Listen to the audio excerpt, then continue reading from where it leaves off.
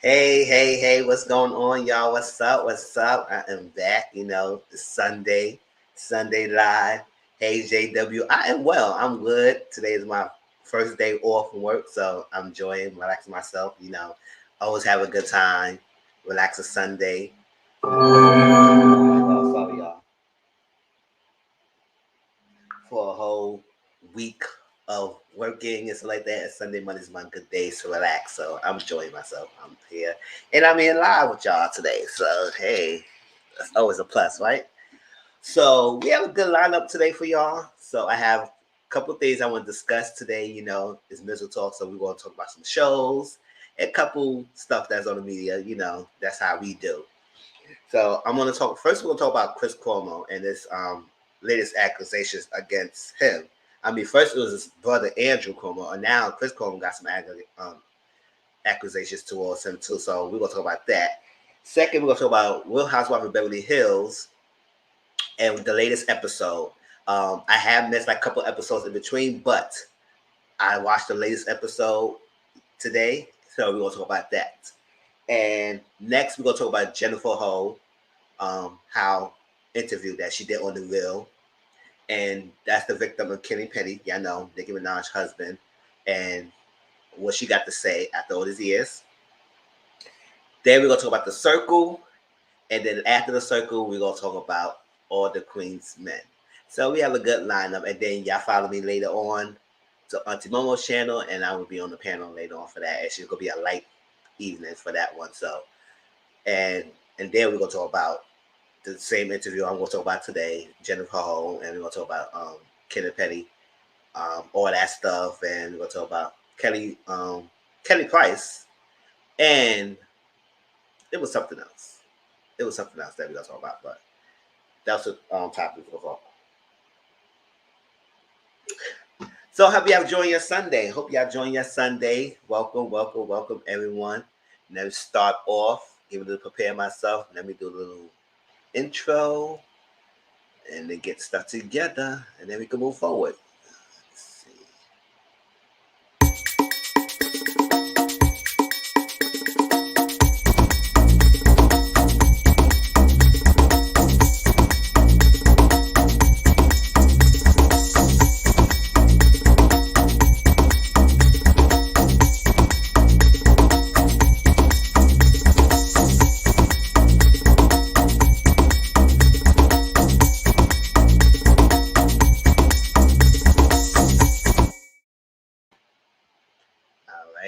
The first thing always say, hey Cola sis, how you doing? What's going on? Y'all know I share the show's updates. Let's roll right through it, and then we talk about our topics. How are you? All right, so the first thing up is Real Housewives of Potomac. That's come on Sundays on Bravo TV. It's coming along, y'all. Like I said, it's coming along. Y'all have known that I don't really talk about the show anymore. I might post a tweet here and there, but other than that, I really don't do no more reviews of Potomac. It just got not pleasing to me anymore, and not because of the show. It's because the darkness and happened. The cast of light since last season, it just caught a whole darkness to the whole season, and not only that, the fans. Hey, sis, what's going on? The fans are making it unbearable to watch. So it's like, you know how before it was so great, we all had good kiki and laughing about the show, but it is not that anymore. People get too serious, taking extreme sides. You can't talk to them. They're ready to attack you. I said, what would come to the point to this? So I was watching and just move on from that. If they do reunion looks, we probably will talk about the reunion looks, just like we did with the Beverly Hills. And congratulations to Candace in Order. She came out with an album called Deep Space. And to be honest, I do appreciate I like the album. It's really nice. She kept it ready, R&B and stuff like that. Kept it mellow. It's like songs. It's like album that I don't skip. I just let it play and I just let it rock. And it's not too hardcore. It's straightforward. I like the messages of these songs. Some of my favorite songs, I like Show Me. Show Me is one of my top songs. Do It. Nostalgia. I like that song. Of course, Drive Back and Benefits. And of course, The Scene. Those are my top songs I like on my album. But the album itself is nice. So congratulations to Candace. Real House of Beverly Hills is come on Wednesdays on Bravo, and we will talk about the latest episode of Beverly Hills. So let's get ready to talk about that. Salt Lake City is on Bravo as well. Come on Sundays, right after Potomac. And we didn't talk about that yet. Like I said, I didn't watch it. I didn't watch it yet. So probably next Sunday. If I don't talk about it tomorrow, because I said it was a possibility, I'll talk about it tomorrow. If I don't talk about it tomorrow, then we're going to talk about it next week. All right, P Valley. Y'all know season 2 is premiering in 2022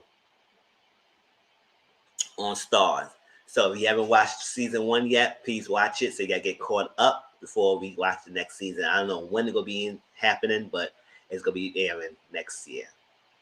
Life at the Lockup on Fridays on WeTV. I haven't watched the latest episodes of Life at the Lockup. I just, just my work schedule and all that stuff. I just haven't been in the mood to watch it.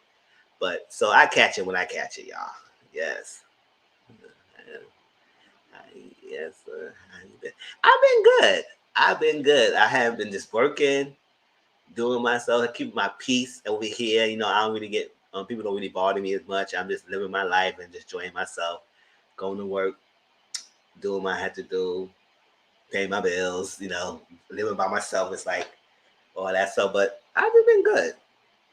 I'm enjoying life. It's just no really issues going on here and there. I mean, single, just living, just doing me. Talk to my mom every now and then, check out how she's feeling, how she's doing, and that's it. I miss you too, sis. We definitely gotta get up. We definitely gotta get up. We definitely gotta come and see y'all. And I will probably call you later and see how my nephew first week of school was. So, but I have been good, and it's been great.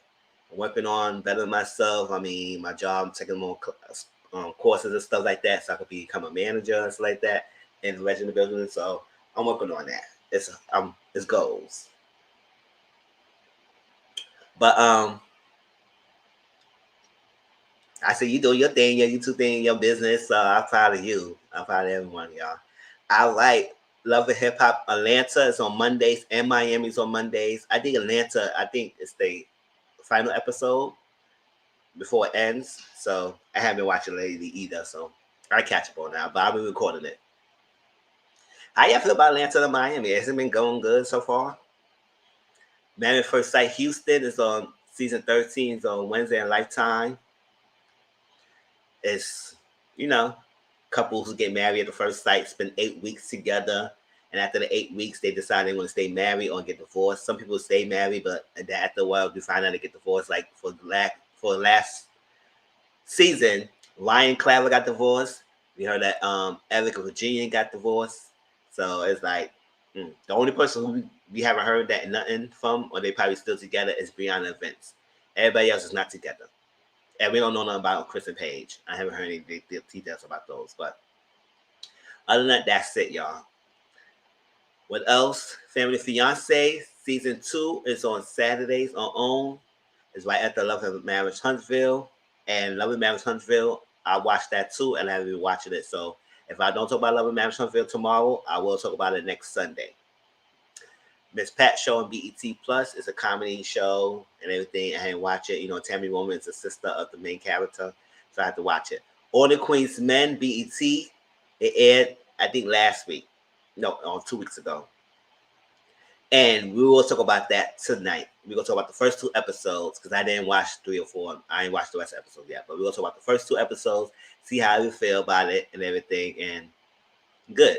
Because I did a watch along like I promised, but I did not upload it because how raunchy it was on the show. I didn't know it was going to show all that they showed, especially the first episode. So I didn't go put it up there because I didn't want Instagram to flag my video or flag everything. Hi, Dominique. How you doing, girl? How you doing? What's up? How you doing? How your day going? I didn't want Instagram to flag the video or to say something to my channel, so I didn't post it up there. And I downloaded it, but the files was too large to share it. So I just say y'all can watch it as much as you can, and y'all can come back with me and we talk about it, the show. All the Queens, no. Ready to Love season 5 is coming on. Season 5 is on October 15th on OWN. So we just finished watching the Houston one, and that was okay. So hopefully they do better with the DC. Hey bro, what's up? How you doing? And DC. And it's a trailer, and I forgot to put the trailer up there, y'all. So y'all remind me next time to put the trailer up for Ready to Love, because it's up there on YouTube, y'all. I just ain't watch it yet, but it is on YouTube. Insecure season 5 is on HBO Max. It's the final season, airing October 24th. And with Issa Rae, Marty are trying to see how the story ends. I mean, they give us this long gap of the seasons, so you may forget the story. But most of us probably remember what happened. It's just that we just wanted to see how it ends. But this long gap that we have between seasons is like too much. But it's the final season. And not lastly, it was 2 more things.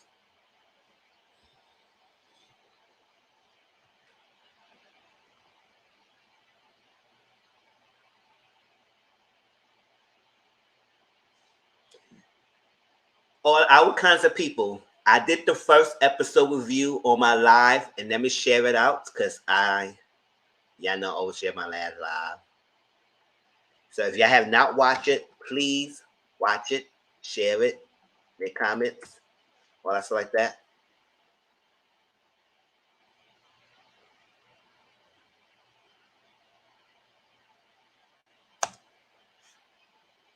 Oh, I was calling Uber Eats so they funny for money because they want money. I hear that, sure.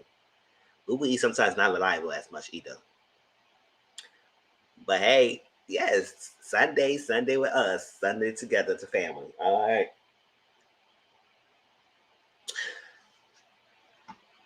I was the kind of people. So I just shared my recent live. So in that live, I talk about Sweet Life LA. And I was kinds of people. The first episode was good. I enjoyed it. Like people pointed out, they did put a lot of stuff into that first episode. So I understand why people were saying that it was too much going on. And it was like, it just rushed. It felt like it was rushed. But nonetheless, it was good. The acting was great. A lot of stuff. I guess some people saying that how they paced the episode together and put everything in one episode and not fleshed it out. They could have made it 2 hours, like some people said, or they could have just slow it down. But I think they did that because they want to give us everything in the first episode, and then they work out fleshing out the storyline. So hopefully I'm right. Hopefully that's like that, because they usually do that in some shows. They start off with everything, and then we build up on learning what happened lead up to that. Like, for example, Lauren and Taylor. All we got that Lauren screamed, and we don't know what happened. What did she do? Did she push the girl? Did she jump off? Like, what happened to Taylor? So hopefully this season, they will tell us the unraveling of Lauren and her flashbacks and her memories of what led up to that event that happened. Because they didn't even tell us if the girl's still alive or they found the body, whatever. It just left us alone like that. Yes, it was okay. It was just way too predictable. Yes. Yes, it was not bad. So I will continue reviewing the show. Atima was reviewing the show too. She haven't posted a review up yet, but she was on the live making comments when I did it this past Wednesday. So let's get into it, y'all. Let me see what else. Queens season 1 is on ABC. Nikki. Yes, people may seem like Nikki may be bisexual because I did see a traction of Nikki towards the son as well, Quincy DuPont. So she may like both, and we just don't know about it yet. And Queens is on ABC's appearing on October 19th. That's where Eve, Victoria Norton, Brandy, and another Spanish lady, and they're gonna be like they was a 90s girl group that disbanded, and they're coming back together as adults and their own private lives and come as a group again to show they still got it. The Circles on season 3. We're gonna talk about the Circle today, and we're gonna talk about the first 6 episodes leading up to the beginning of the 7th episode, but it won't be on details. It'll just be straightforward, the plot, what happened, everything, and we can have a discussion about that. And lastly, Rihanna Savage Fenty Show Volume 3 is on Amazon Prime, so check it out. I didn't watch it yet, but when I do watch it, we will talk about it probably my next live. But that's it. That's it. Yes, y'all. She better stay away because that would be a disaster if she ever messed with her cousin.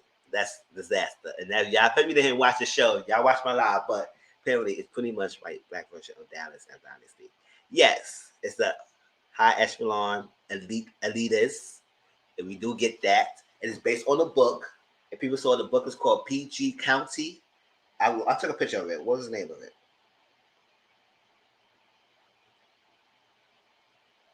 Let me see what else. Bear with me. Let me get the name of it. It's called PG County by Connie Briscoe. That's the book if y'all want to watch it. No, if y'all want to read the book.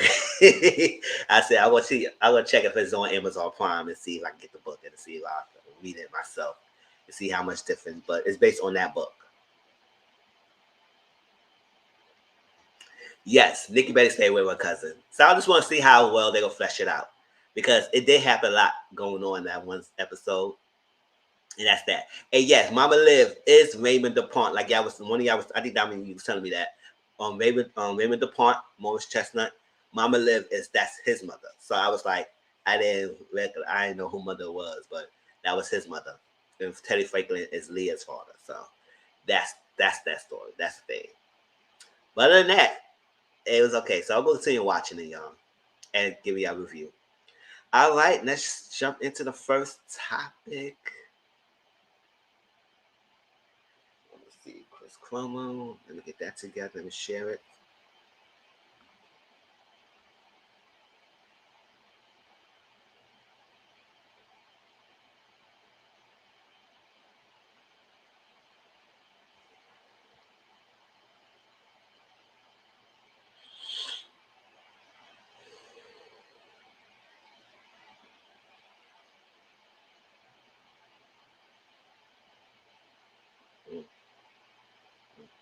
Yeah, Dominique, thank you. Because I was like, I know it was somebody's mother, but I didn't realize who her mother was. But they call Mama Liv, though.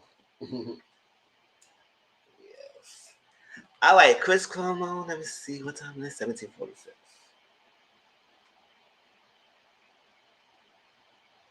All right, y'all. So those of y'all who've been watching the news or who live in New York know that the Cuomo family basically has a good legacy. They were in New York for a while now and everything. You know, his father and now Andrew and then Chris. Then Chris is a news anchor or stuff. And then being their family name has been known, and they have a good legacy behind them. But recently, the legacy has been tainted. Yes, it has been tainted by the recent acquisitions and stuff like that. Now, I'm not the one who say that these people are lying, whatever. I'm not that one. I'm not that advocating. I know how I am. Like when people say they have been sexually assaulted, I do believe them, unless some facts came up with saying that it's been forced. I mean, I may be skeptical or something like that, but I would never be the one to say, "Oh, well, that's it. I just need to see what's going on, what happened." So based on this acquisition that came about, because Andrew Cuomo was the governor of New York, he was recently resigned because of what was happening. So he said he felt it was best to resign, and not just only that, it was other stuff that he probably made him resign and stuff like that as well. But I feel like he did an okay job. Now people might not feel like he didn't great, especially when we handled this panorama. I think he did an okay job as best as he can. And then a lot of people around the world was watching him and said, "Oh, Andrew, he's a good person. This is someone we look up to," is all stuff. And then all this stuff happened. It came out, the acquisition, stuff like that. And hey, what's up? Hey, that's my wife, boo. So all this stuff happened, and it came out. So yes, Cola, I think he did a good job as well. I think he did great. I believe I didn't want him to resign, but I do understand. Maybe he resigned because it's the best, because people he ain't gonna rest. People ain't gonna try to make him rest. It's like that, and that's not good. So I guess for his peace of conscience, to step down. Let somebody else. So we got a new governor, Kathy Hochul. We're gonna see how she does.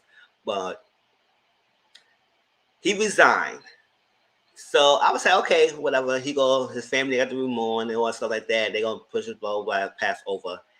And now I read this on Instagram. I said, hold up, what? Really?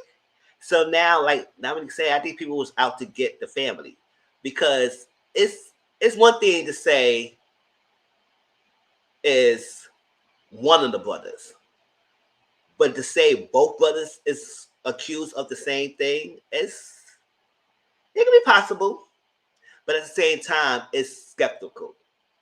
So, especially how this story, when I'm about to read, it seems off to me. It seems off. Like I said, if it did happen, and they did say he did apologize, whatever, also like that, but if it did happen, it's like, come on now, what was the point of that? Say that now. So I'm gonna read that and now get your thoughts of Chris Cuomo. All right. Just weeks after his brother resigned as New York governor over sexual harassment accusations, Chris Cuomo is facing a similar firestorm. The CNN host was accused of sexually harassing a former executive producer for ABC and CBS named Shelley Ross. Shelley wrote an opinion article published in the New York Times that details the incident. She alleges that in 2005, she and her husband attended a go-away party for an ABC colleague. When Chris arrived, he allegedly greeted her with a strong bear hug while lowering one hand to firmly grab and squeeze the cheek of her behind. Shelley says she and her husband, who allegedly saw the whole exchange, immediately left the party. About an hour later, Chris reportedly sent him an email apologizing.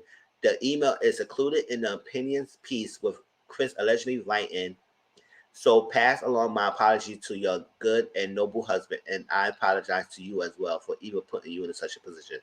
This is the relevant story. And I was reading some of the comments. How y'all feel about that? Because, yes, it's like that. He apologized on TV. Okay, so he did it. He apologized.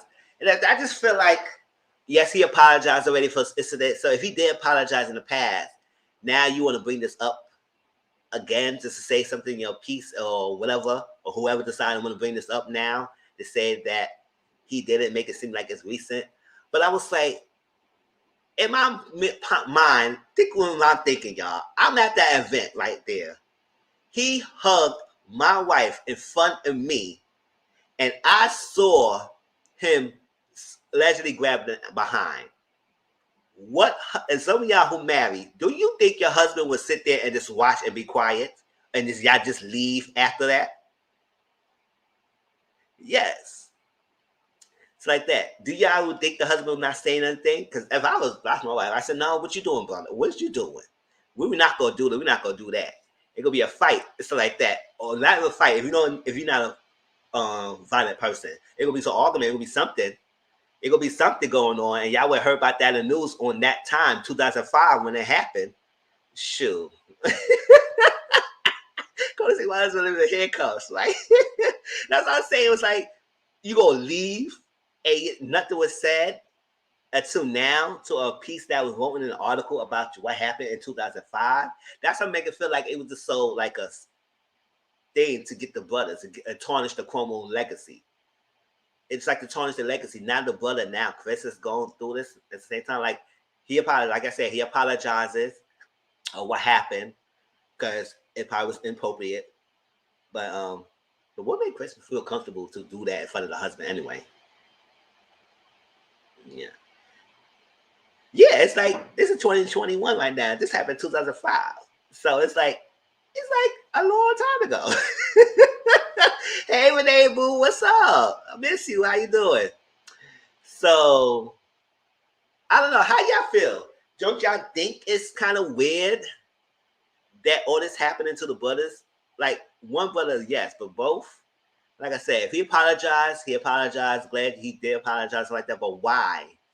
say something now if he really apologized for his mistakes. It's like that. And then in front of the husband, it's like, I don't know. I would not kept quiet if this happened in 2005. That's what no. But that's that. So it's a development story. So we're going to see what happened afterwards. What's going on with it.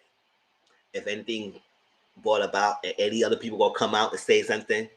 Because, normally if you take one person, then everybody else in the world was going to come out. That's what I'm saying. I'm not one of the person who will say that, oh, well, these people should stay quiet and none of this happened. No.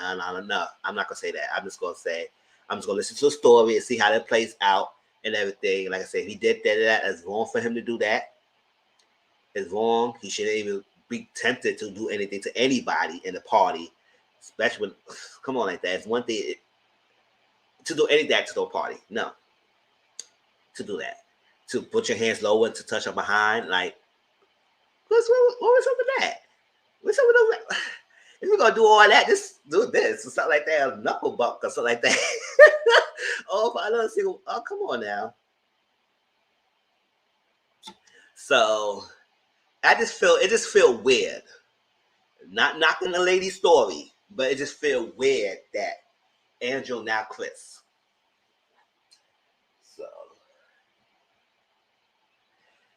So if you got anything else about this, let me know. Put in the comment section and we're going to talk about it. But next we're going to talk about Real Housewives of Beverly Hills. And let's get to that.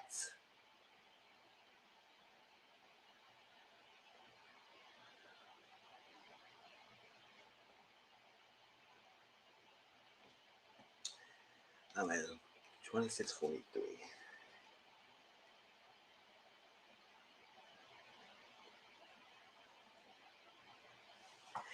All right, so Real Housewives of Beverly Hills. Last live, we talked about the ladies' reunion dresses.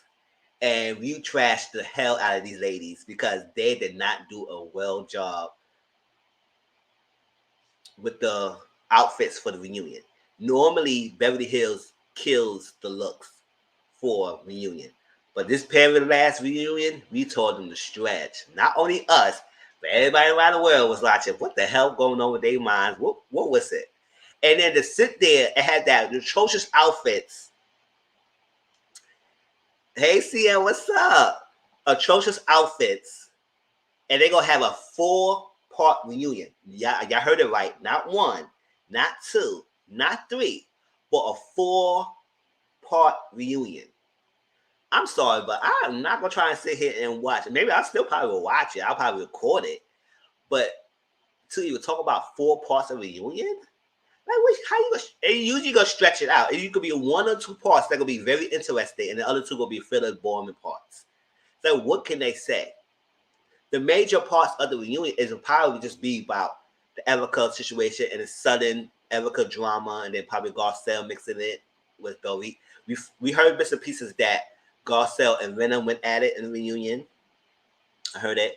I think Erica did mention tweets that she saw the footage and she probably will confront Dorit, and hopefully she will confront Dorit and Kyle about their hand into the Believe in Sudden and leave Sudden to dry.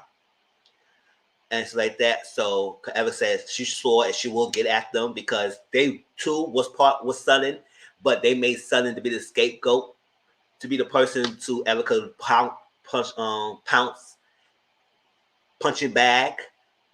And Erica don't want to hear no words from her. Like I'm done with you. You call me a liar. You call me this. You call me that. I don't want to hear from you. I don't want to talk to you. None of that stuff. So she was like, she's done with Sudden. That's all right. We done with you. But yes. And it was a clip online. I think Tom, the husband, or the ex-husband, excuse me, said something that Erica knew something. He said she was not innocent, and so she knew some things. And that's the whole time that said that he has like he's not competent, all that stuff like that. He said, oh yeah, she knew some things. She knew what I was spending my money on, and she knew where the money was coming from. So it was like she'd act like she said she didn't know nothing. At the end of the day, y'all, she got to pay that money back. It's not like they going on. The money got to be paid back. Now they got to find out where you got when you gonna pay the money back and how you gonna collect the money to pay the victims back. So the money it got to be paid back. They won the civil suit, so the victims need their money. So it doesn't come across of getting that money to pay these people back. That's the problem. Yes. Yes. F the lips. Yes, right? The lips. Yes, it's 4 parts, JW. So bits and pieces of that. So we heard that Garcelle Renner gonna go at it a little bit.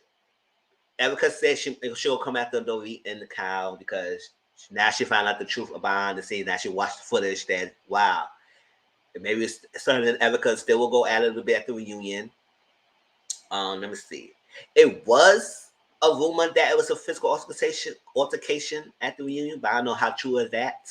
So we don't know if that's gonna happen or not. But it was some tweets about it was some physical altercation. I said, oh, really? Y'all gonna die like that?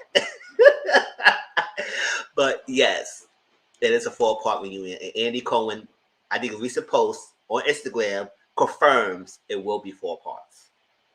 Child. And yeah, we gotta watch that atrocious outfits they wear for 4 parts. Now, some ladies individually look nice, but as collective whole, we gotta sit there and watch 4 parts of that travesty of reunion dresses they had. Looks. Oh my gosh. All right, y'all. So the recent episode, they are going to the mall. It's a girls' trip going to the mall. You know, the tensions is rise. You know, Kathy is throwing an event. And she's planning it and she's putting the stuff together and they're all getting together. You know, Erica's son is not really talking to right now, so it's gonna be really tensions going on here. You know, Dorit and Garcelle, you know, Dorit is still in her feelings about how Garcelle is probably thinking she's throwing jabs at her and say she talks too much. Everybody say you talk too much, Dorit. You do like to you do like to monopolize this conversations, girl. So let's be for real. You do like to do that. So she's still harping about that. Not forget that Renner Hough again trying to have an issue with Garcelle and saying that, well, you didn't say thank you when I did. I said she said thank you. Right then and there. What else thank you want? You want she could keep saying texting and write a post and Facebook post, an Instagram post, a Twitter live, Instagram live, StreamYard, YouTube to say thank you, Renner. She said it right then and there. How much that wasn't enough. So you gonna have a whole beef and try to correlate that with something else that she had with Dorit. I said, girl, what you trying to do? That's not you compare apples and oranges. That is not the same beef, and that's not the problem you should have. Because she didn't say thank you, and she said thank you like when you gave her to it. She said thank you in your face, like Renner, girl. She just want to have an issue with Garcelle. So I'm glad that Garcelle her go at it. Sure, because I want to know who like that. So Kathy throwing them all, and the girls going. Erica left before them because she have a dog with her, and she didn't want to ride with the rest of the ladies or drive with them, so she drove beforehand, all that stuff. Kathy, on one hand, she got used to people taking care of her. She left the bag with her phone and stuff in the freaking place, and she freaking out. Kyle said, "What's going on?" And they even know the lady name that's in that work in the house. I said, you must be rich to have not even know your people's names. It's like how you got somebody work in your house and not even know their name. It's not crazy. So she said the lady. I said the lady. So you got the lady in your house. Okay. So Kyle called the lady because we didn't get the name to get her bag, and she found the bag. So they had the lady drive to a mutual location so she could get the bag. I said, oh, Kathy, good. After Kathy was doing all that packing, you just forgot that one bag you had. Sure. So they went to the mall, and the sweets and stuff was looking nice. I said, oh my God, that looks like a house. But it was looking very nice and everything. Sudden ankle is swollen. It's not broken. It was very swollen. And she got laid off for putting pressure on the foot. I said, oh my gosh. And the son said she loved her shoes. And I said, show her shoe collection. I said, oh, girl, that's money there. She got a shoe collection. She can't wear her shoes. That's not good. So she still went. And she had to do x-ray. She got crunches on. And, you know, she got a wheel and stuff. You know, Garcelle was wheeling her around. I said, that's a good friend. To wheel her around everywhere they go. And I said, that must be stuff to go on a trip where you got to be on a wheelchair and the crunches. That's not good. All right. But most of the scenes, you know, housewife, she ain't really missing nothing because most of the scenes is mostly sitting down and eating it all the time. I said, sure. If I can get paid for top dollars to sit down and eat all the time, I'd be rich right now, sure. I love to eat too, sure. Bring some soul food and some Spanish food and all that stuff in front of me. I said, all right, I sit down and eat. Sure. They say, okay, yeah, what's going on? Yeah, Sure. That's most of they do. They sit down and eat and have a conversation. That's all. Ain't going on trips. Paid for. Sure. You think I'll mess with a bag trying to fight somebody and lose my bag? I said, no. Sure. Child. So, Garcelle, that's what I'm saying, right? Y'all would do that? Shoot, they basically, that's all they do. They sit down, they go to a place, they sit down, they eat, they yang toward each other, and they go about their day. They show a little bit of scenes of their own visual life, but all that time they go back to the scenes, group settings. It's either a sit down at a restaurant or at a group event. And they gotta get dressed up at the party, dressed up for occasions, and that's all it was. All the franchise does that. All the franchise does that. That's nothing different. They have individual lives, but it does the same thing. So it's like, and I'm not a big drama person myself, so if you can call me boring, but I'm getting paid, sitting here eating and stuff like that. Sure. Ask my opinion. I will talk about my opinion here and there, and that's it. Call it a day. Sure. So I don't know why people get all vested and get all mad and get all. Yeah, some things could be triggering. Something they say they could be triggering and stuff like that. We got to call them out. But gosh, it's just a reality TV show. Like, God, y'all beautiful.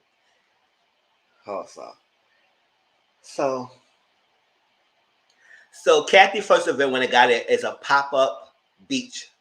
Get paid to eat. That's what I'm saying, right? That's true. That's what I would do. Get paid to eat. So Kathy did a pop-up beach. Oh no, pop-up picnic at the beach. And it was nice. It had some sales, and they was watching the sales and everything. Two of the sales got a little freaking Nancy. I said, "Oh, what the hell going on?" All this stuff. And then, but then it was a nice setup. Had a little towel and then a nice setup, sitting and they sit down on the beach and everything. Get grounded with the earth.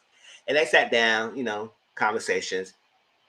And that's what Erica said that she's not here for Southern. She don't like to be called a liar. She'll be a little called a liar.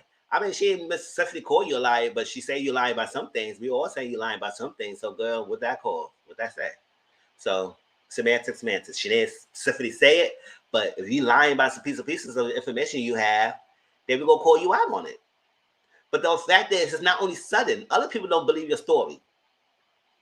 Right in there, that freaking pop-up picnic, when Dorit was mentioning about the car accident, and he had to be unconscious for 12 hours. She said, allegedly. I said, girl, what you say allegedly? You said he was unconscious.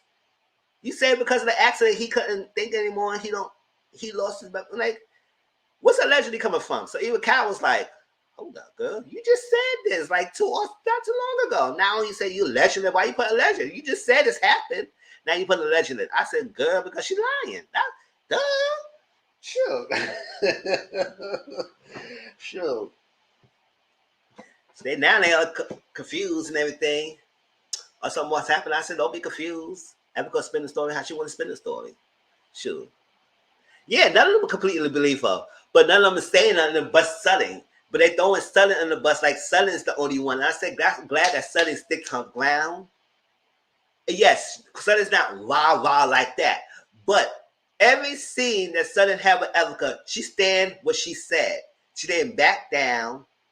All that stuff. Yeah, she ain't trying to beat Erica down to the ground. That's what she said. I think a little bit. She said, well, if that's how you feel, that's like that. I ain't trying to do that. I just trying to get information, course. I'm trying to get what's going on, like, put the pieces together. But other than that, yeah, that's what I'm saying, right? Thank you, Renee, with the links.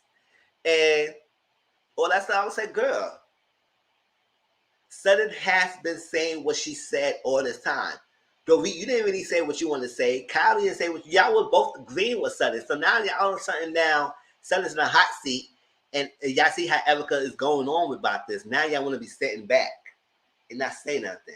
The only person who's on Southern's side is Garcelle, and I'm glad that Garcelle is on her side because y'all is freaking act like That's why Erica said, I think she tweeted that she will approach the girls. She will come after the girls at the reunion because now she realized that the girls was faking. Yes. Yeah. Because it has been informed. I wish Kim or LVP was there. Yes. Lisa Vanderpump. Yes. Something figured put something or not something, put Erica in her place. Because those ladies was not scared of Erica either. So it's like, that's what I'm saying. Southern hold her own, and she hold her own every scene, even at this scene too. Whatever was coming at her being all snarky shit, Southern said, "Okay, girl, all right," and that's how you feel. Like I'm not backing down. I said what I said. I asked you the question I'm gonna ask, and I just don't like how I've been put as a scapegoat. And she approached other ladies and say, "Y'all made me the scapegoat," basically. So I like what Southern came from. Even with her crunches, she still gave the heat and fire, or stuff like that. And she didn't like none of that stuff. She didn't like it. So she gave Southern the cold shoulder. She got no words for her. She said she better not talk to me. I'm not talking to her because I don't like when nobody call me a liar. I don't like somebody call me a liar. I don't like that. You call me a liar, that's the thing. I said, girl, if you get your story together, nobody will call you a liar. All that stuff, but yes, and I like it. They made her a scapegoat. And it said, you gotta keep the same energy. No, y'all keep the same energy of what was happening. And that Bible kept playing the flashbacks. I'm glad they played the flashbacks. Say, y'all keep the same energy as well. But they didn't.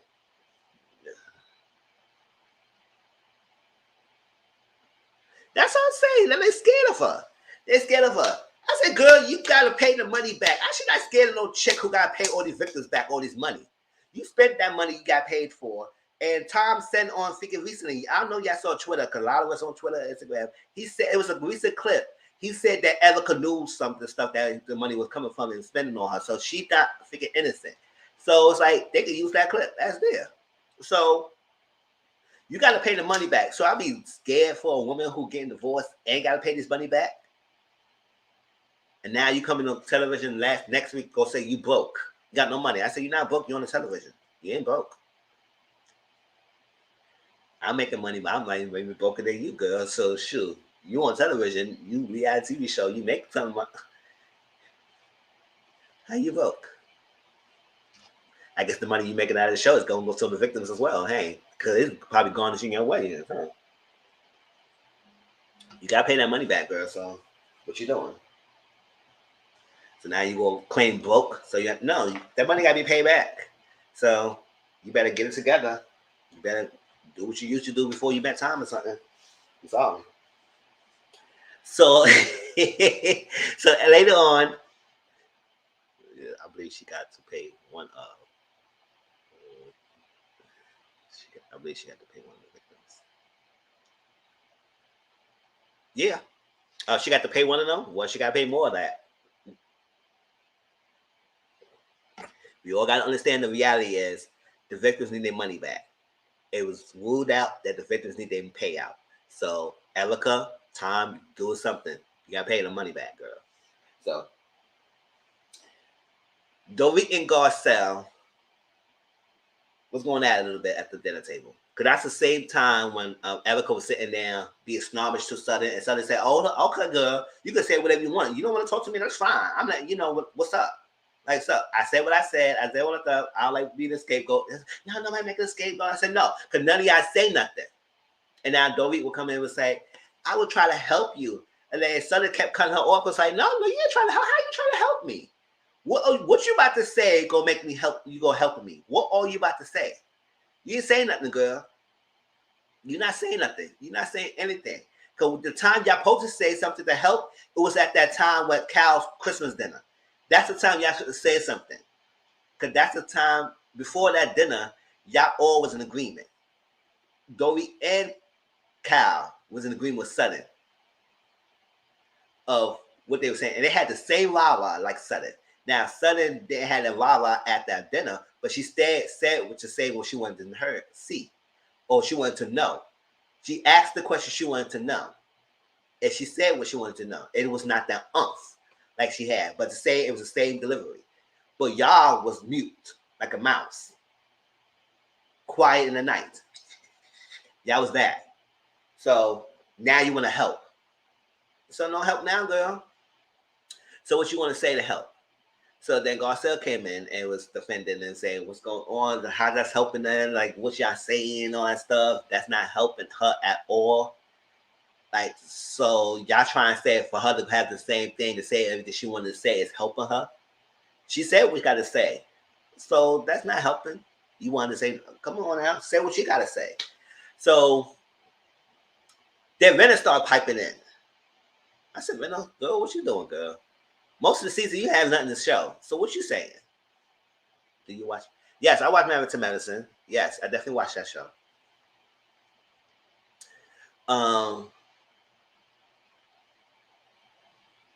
Yes, I watch Married to Medicine.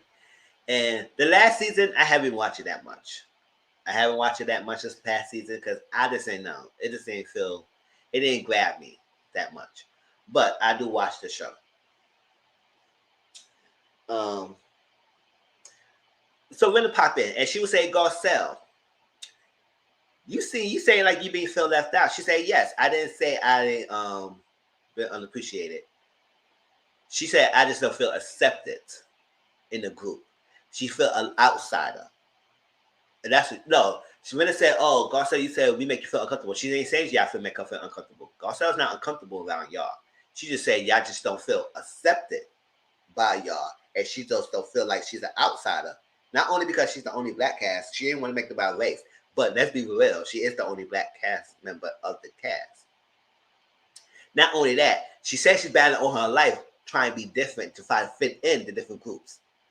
Because maybe Garcelle probably had that thing that she's not dark enough or she's the white girl. I don't know how growing up, but maybe that's what she was experiencing. She just never fit in. Not in a dark cloud, not in this cloud, not in this, that, not like that. She always got to prove herself. So now she's in the rolling adult, she's in the system and all that stuff like that. She had to say something. And none of y'all really have her back to say, oh, we understand you or something like that. But y'all didn't say nothing at the time when she was confronting me, though we was confronting me at an event. And y'all understand how I feel, but none of y'all could approach me or say anything about that. None of y'all ask me how you feel, Garcelle. None of y'all say that. And I just say, like, people say that they didn't wish that Garcelle should grade them a satisfaction by crying. But sometimes crying is not always a bad thing. I probably would have cried in front of the ladies too. I said, F them. At the same time, like, I don't think Garcelle needs their approval. But at the same time, she does want to feel like her value is important of the group just like everybody else. So I do understand why she probably got frustrated and she broke down because like she's been doing battling her whole life. Like I had to fight all the time to be accepted, to be in, and nobody like that. So the fact that continue to keep doing this, how do you feel? And I said I understand her. Now everybody gonna get up and say, "Oh, I'm glad you opened up." I said she had to. It's like I understand people do that. People are strong, but could they break down? Now you want them to break down, they cry in front of you so you'll be accepting to understand them. I was like, I don't understand that. If they telling you they don't feel accepted, just let that be. Like, why do you gotta feel she had to cry for y'all to say, oh my gosh, yes, I understand you now. And I said, you've been understanding her, you just didn't want to hear her. When Garcelle was crying, Buffy said that all producers.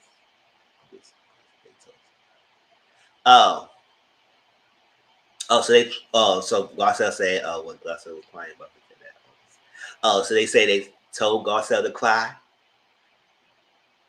to make her cry.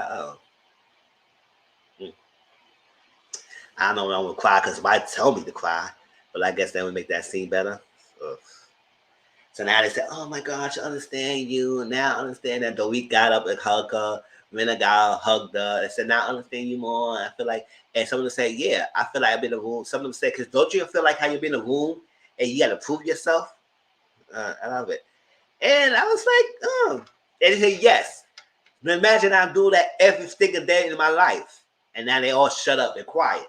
Because y'all don't know how to feel. Y'all might feel something left out here and there, but draw of us who have this kind of skin may feel that all the time. And not like you had different shades, because sorry to say that within our own community, we don't play well with our own. We don't play well with our own as well. So it's like it's hard. It's hard enough. We had to do that for the other side. Well, years we had to battle to get down with freedom. Now in our own community, that we should be standing the ground with each other, we battle each other as well. So it's like, can you pray that? Can you win? Can you win? And now, yes, I know God's playing the game. She knows what she's doing. It's like that. But at the same time, it's like, yes, she does have feelings like everybody else. And she should feel part of the group. Not necessarily you need their freaking approval. That's not what she asked for. She just wanted to be part. And say, let's be accepted. I'm part of this group just like everybody else. Do I have to prove myself all the time?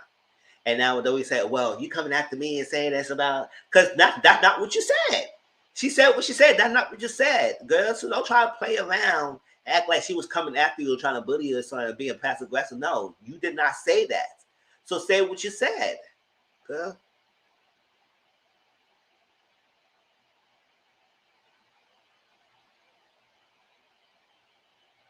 Oh no, they told Buffy to cry about Jackie. Oh yeah, I remember that. I remember that. To make a sympathy for the people to understand her. But I would say I don't think she needed to cry. To be honest, I don't think Buffy needs to cry to make other people understand her, because we all knew that what Jackie did was insensitive. It was wrong. I didn't like that. Because at the end of the day, no matter if you, this is understand, just because you know the person, I don't think this person did it in malicious intent. I don't think they mean nothing about that. It doesn't mean if you don't think they mean anything about that. It's the fact that it said something and it hurt the person's feeling.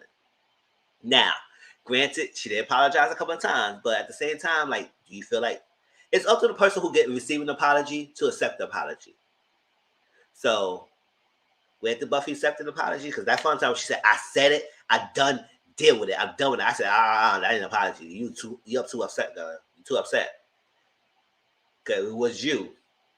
You weren't like that either. So I ain't like that. A group of fun of people who don't even know her to say that you infertile as well. I said, man, what's this? What make you feel comfortable to say that?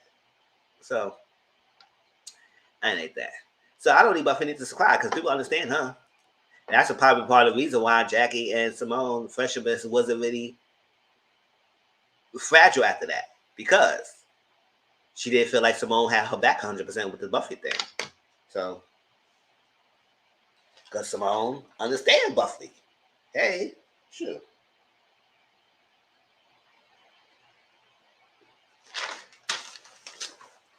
So now everybody back now on stuff. So later on, they had a sound bath, and it was a laid back thing. It's the relax to the sounds of music, and not just the music, other different sounds, drums, things, clinking on stuff. It's part of the relaxes you. It's a meditation. And it was so funny that Kathy went to sleep. It was so fucking relaxing. Kathy went to sleep. Kathy said, "Chill." I said, "Kathy," I said, "There, girl.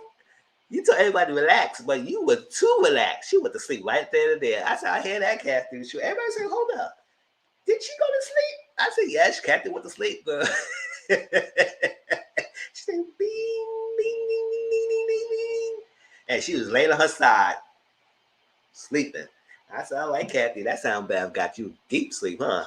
But she woke up. But it was funny. I said, I was laughing. I said, Kathy is in her own world sometimes. So, but everybody was like, Brenda said it was nothing. I said, "Girl, it ain't supposed to be." It was like supposed to be a relaxation. So as long as you relax, the sounds, it doing something. Now, what you expect is something else to happen? No, it's a meditation. Meditation is supposed to keep you peace. All right. And the last thing that happened in this episode, apparently, Erica did not go to the sound bath. And she got some information through text or whatever, article saying that Tom's brother want to work on being a conservator of time. and in court for conservatorship. And he wants to put his brother into a mental facility who specializes in dementia and memory loss and like that.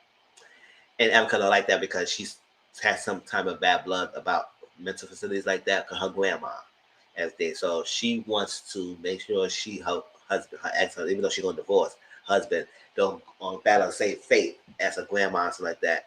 I said, okay.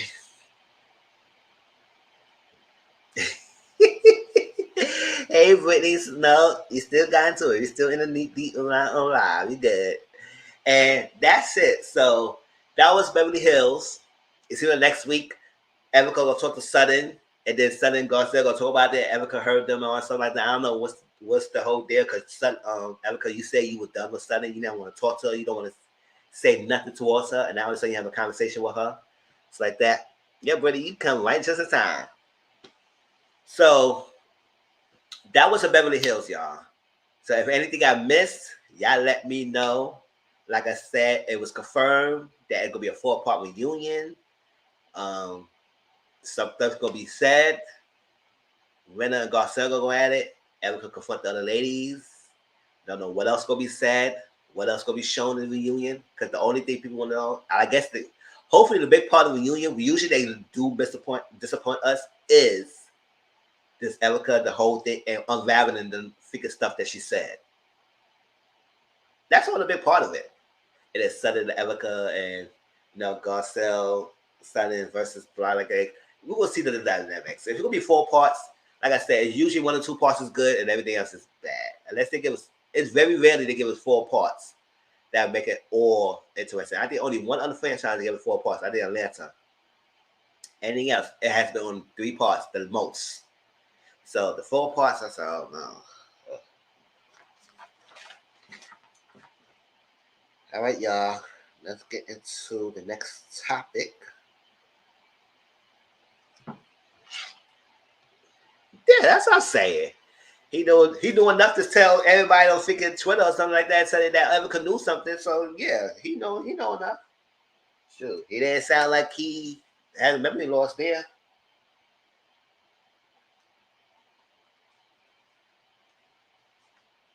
And if that do bring the husband out, I want to know if he gonna be there. I don't know. Maybe not. Because I ain't watched the episode that I think Dolly and Kyle's husband was talking. I will watch it, but I know they said something like that. All right, Jennifer Ho, 57 4.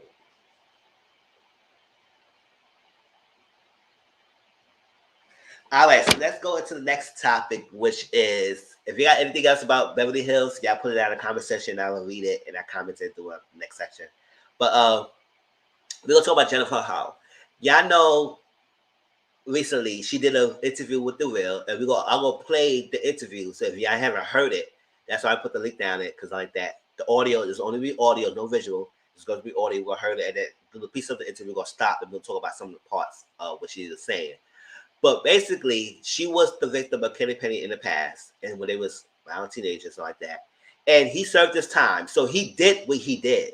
It's not like It's not like they in court trying to battle it out now, trying to figure out if he didn't know. He did what he did. He served his time. But the recent parts of it is that he's in LA. He got married to Nicki Minaj, and he don't want to register as a sex offender, which he's supposed to be doing that every state he lives in, or whatever he moves. Every time he moves, he always been registering. But now all of a sudden, he don't want to register. So now, he pleaded guilty for not registering to registry. So we're going to see the update on that. But that's that. But the lawsuit that she's having now is about harassment of both Kenny Penny and Nicki Minaj, which is like, girl.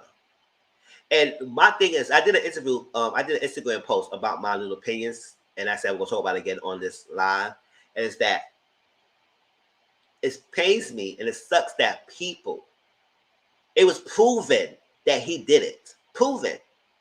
But yet still found a way to blame the victim, to make it seem like, or to try to discredit what happened. Oh, they was in a relationship. They was 16 something years old, and they was in a relationship. So what that mean? And let me tell you something. Like, being in a relationship with someone does not give, hey, Tracy Boo, what's up? Being in a relationship with someone does not. I'm going to say everybody here to listen now, and anybody else to listen now. If y'all never heard anything else, listen to it. Being in a relationship with someone does not give them guaranteed rights to your body. Does not give them guaranteed rights.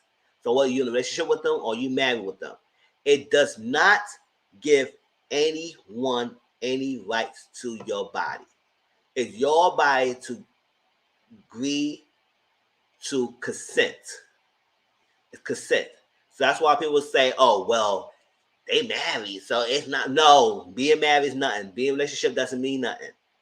It only means that you're in a partnership, but it does not give someone the right to your body, no matter if you're in a relationship or not. So for you to discredit her to say that, oh, they was in a relationship, it's not. No, it is sexual assault. It's point blank, period. She did not consent to it, and she did not like it. And I'm glad that she reported it that same day. She reported it right after it happened. They found the guy in the house, so it's not like they didn't find him. They found him there at the same location she said it happened at. They found him. In this interview, she repeated it and all that stuff. And it's like, why the fans? It's not the fans, because fans could sometimes call their persons out. Like, I'm not a stand no celebrity because they don't know me. I just like their music. But I may be a fan of some of them, but I will still call them out. And Nicki Minaj, you wrong. You don't come after this lady and make it seem like she's up. Hey, my co-host. Hey, Tracy coming in. Hey. Hey. What's going on? Just like that. Oh, nothing. Just being a college freshman mom, so Sundays is Yeah. busy. But I'm here to put in my 2 cents. Okay. I'm gonna need the barbs not to come for me. Okay, I'm gonna need the barbs not to come for me. Oh, Unless you want this smoke. Unless you want this smoke. Yes. Because I'm out. So I was like, it doesn't. What the God people are saying online and trying to discredit her story, and I said no, it happened because even when she was telling her story, she get choked up, even though she's an adult. It does. She has a life sentence of keep always remember what happened to her, and Mm-hmm. it sucks that people just come after her like she's wrong. Oh, why is she coming out now? She just want money, and if she does want money. She got harassing her. Sure. So let's do this interview, and then it's an 18-minute interview, and I'm gonna pause it in some parts, and then we get our opinions about what something she said. Hopefully, it's not that went on. Our next guest. Oh, hold up, my Bluetooth.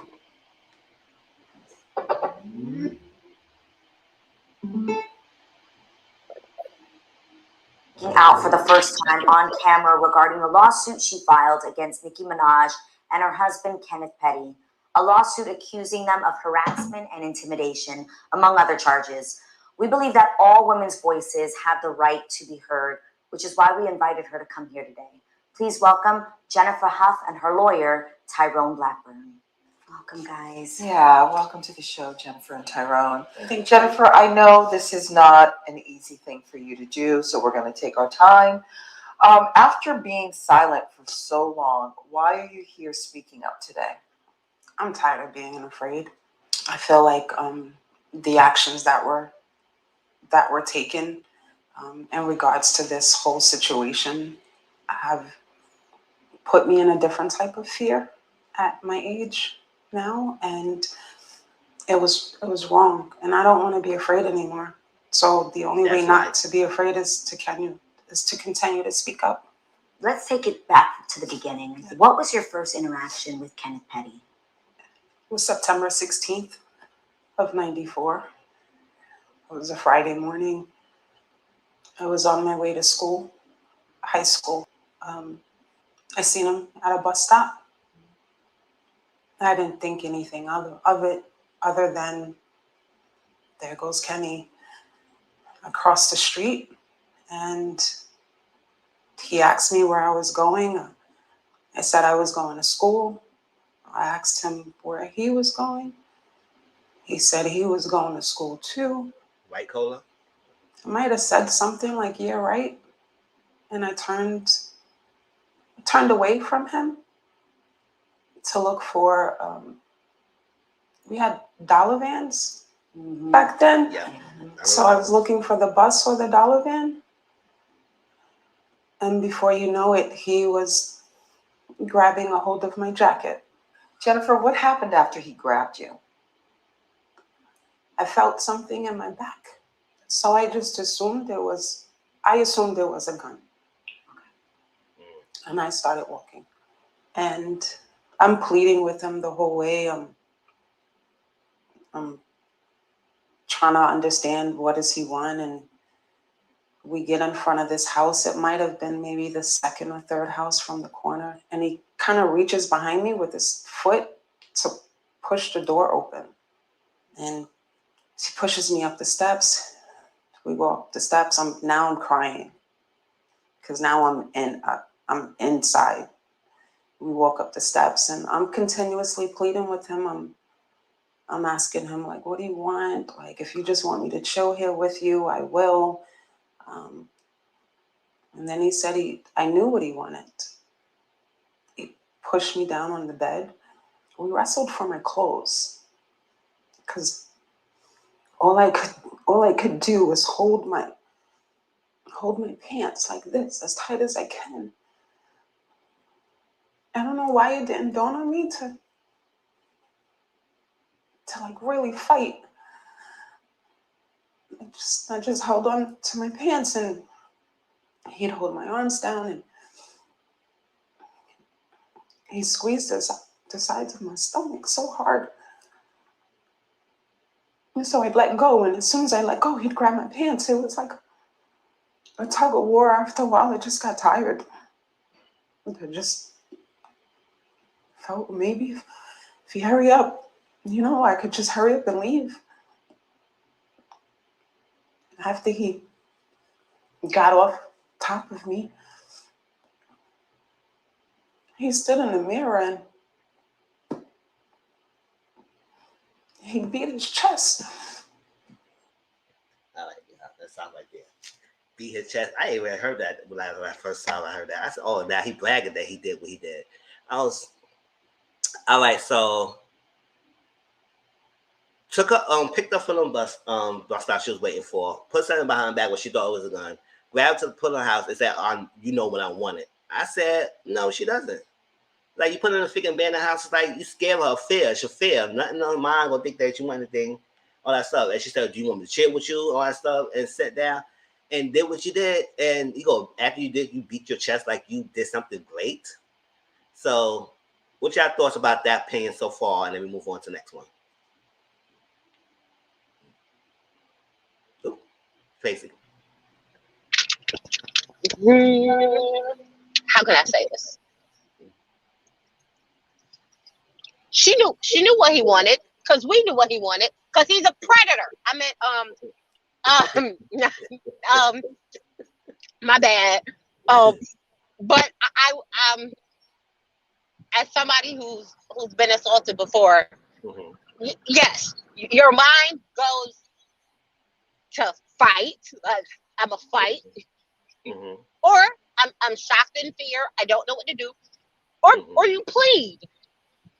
You plead as much as you can to whatever you can to whatever kind of humanity that you think that person may have. So her story is 100%. I don't know how anyone could question the story. The story was just okay. Yeah. Okay, Barbs. Okay. Okay. Yeah, it's disgusting. Nick has been cool. I don't know, and crazy, and we're gonna talk about that. It's not just Nikki; it is like the families, not like her family, sorry, but people in families like that. When this stuff happens to family or someone in the family will protect the predator and the abuser and the person who has been abused. It's like it's I don't know what's up in the mind, people. He said, "I'm the man. I'm the man." They'll make you a man doing that. So I'm asking him, please let me go. I won't tell nobody. And he just was into the mirror. He just into himself. And he went to light a cigarette. And I thought maybe I'd seen a roll of toilet paper on the dresser. And I thought maybe if I liked a cigarette, I could get the match to set the toilet paper on fire, and it went out. I squirted his contact lens cleaner in his face, and he was like, "Thank you for wiping my face." And he just washed the water. And at that time, I just seen this big plastic bottle, almost like the bleach bottle, sorry. And I just took it and swung it at him with all my might. And when he went to duck, I pushed him, and he fell in between the beds. And I just ran, and I just kept running, and just kept running. And before I knew it, I was in front of my school, and security guard was asking me, like, "Where have you been, Jennifer? You're late." And I told them, and they called the police. And the police came, and they put me in a van. And they asked me if I can show them the location of where this happened. I did. And I watched them bring him out in handcuffs. And then they took me to the hospital. I'm so sorry. I'm so sorry. Now, Kenneth was arrested, but his family came and claimed that the two of you were in a relationship. Is any of that true? No, we were never in a relationship, ever. We never had no type of romantic anything. We never talked on the phone. We never hung out together. I just knew him from the neighborhood. At what point during... Yes. I highlight that. I said that at the beginning, but I want to highlight again what she mentioned. People saying that, oh, they was in a relationship like that. Because it was a tweet that Nicki did. If y'all watch it and follow Nicki Minaj, just like that. She did a tweet and saying that, oh, she 15, he was 16, and they was in a relationship. Take that when you need and take care of Bob, something like that. It was that kind of tweet. Basically trying to discredit her story and saying that, oh, because of the relationship, that it's not what happened. It's not bad. It's not sexual assault. She's lying. She's like, that's enough. It is what it is. He sexual assaulted her. At the end of the day, like I said, you do not have granted rights to anyone's body, no matter if you're in a relationship or not. It does give you right. If the both parties not consented, and I go for both sides, men and women. If nobody consented to having sex, I don't care. That's why sometimes, true story to me, I don't like having sex with somebody who's really drunk. I don't like that. Who's really toxic. Look, if you can't consent or you can't remember the next day, because I have the fear that you will you will say, oh, I did something to you. No, we're not having that, because I'm not a heavy drinker. I'm a sober person, and I do not want that. So I don't want to be in a position where somebody can't consent. So no, you don't have rights to someone's body. So you can put that narrative out there because they was in a relationship to make it seem like her story have holes in it or is not believable. It's sickening. It is sickening, no matter what. Even if you marry, some people will use that. Oh, you marry. Oh, you his husband, you his wife, and stuff like that. How can you not consent when you marry? Because at the end of the day, a marriage is two people. Two people who have two individual minds. So you need to consent no matter what, if you marry or not. If I'm tired, you trying to get up on me and I keep saying no, no, no, I don't want it. So to put that out there, and then her as a woman, to put that out there as a discredit her. That is sad. I did something. Y'all don't want Tracy to be great. So I don't happen to her, but she come back and give her opinions. And chat, I'll highlight your question. I'm probably like, oh yeah, Whitney said yes, and I think that's why. And she mentioned that. I think that's why she did that whole vaccination tweets last week, because she knew an interview was coming up to distract us from what's going to happen. And I think that's what it was. I think that was what it was, distracting. So, but it was right. And then CM said she read it and she stopped being a mom. Yeah, because I was like, how she did, and then she got a baby by the guy. So I just hopefully she shield that boy and teach that boy in the right direction. I'm telling you. telling you, you don't want that. You don't want that. Yes. Distract people.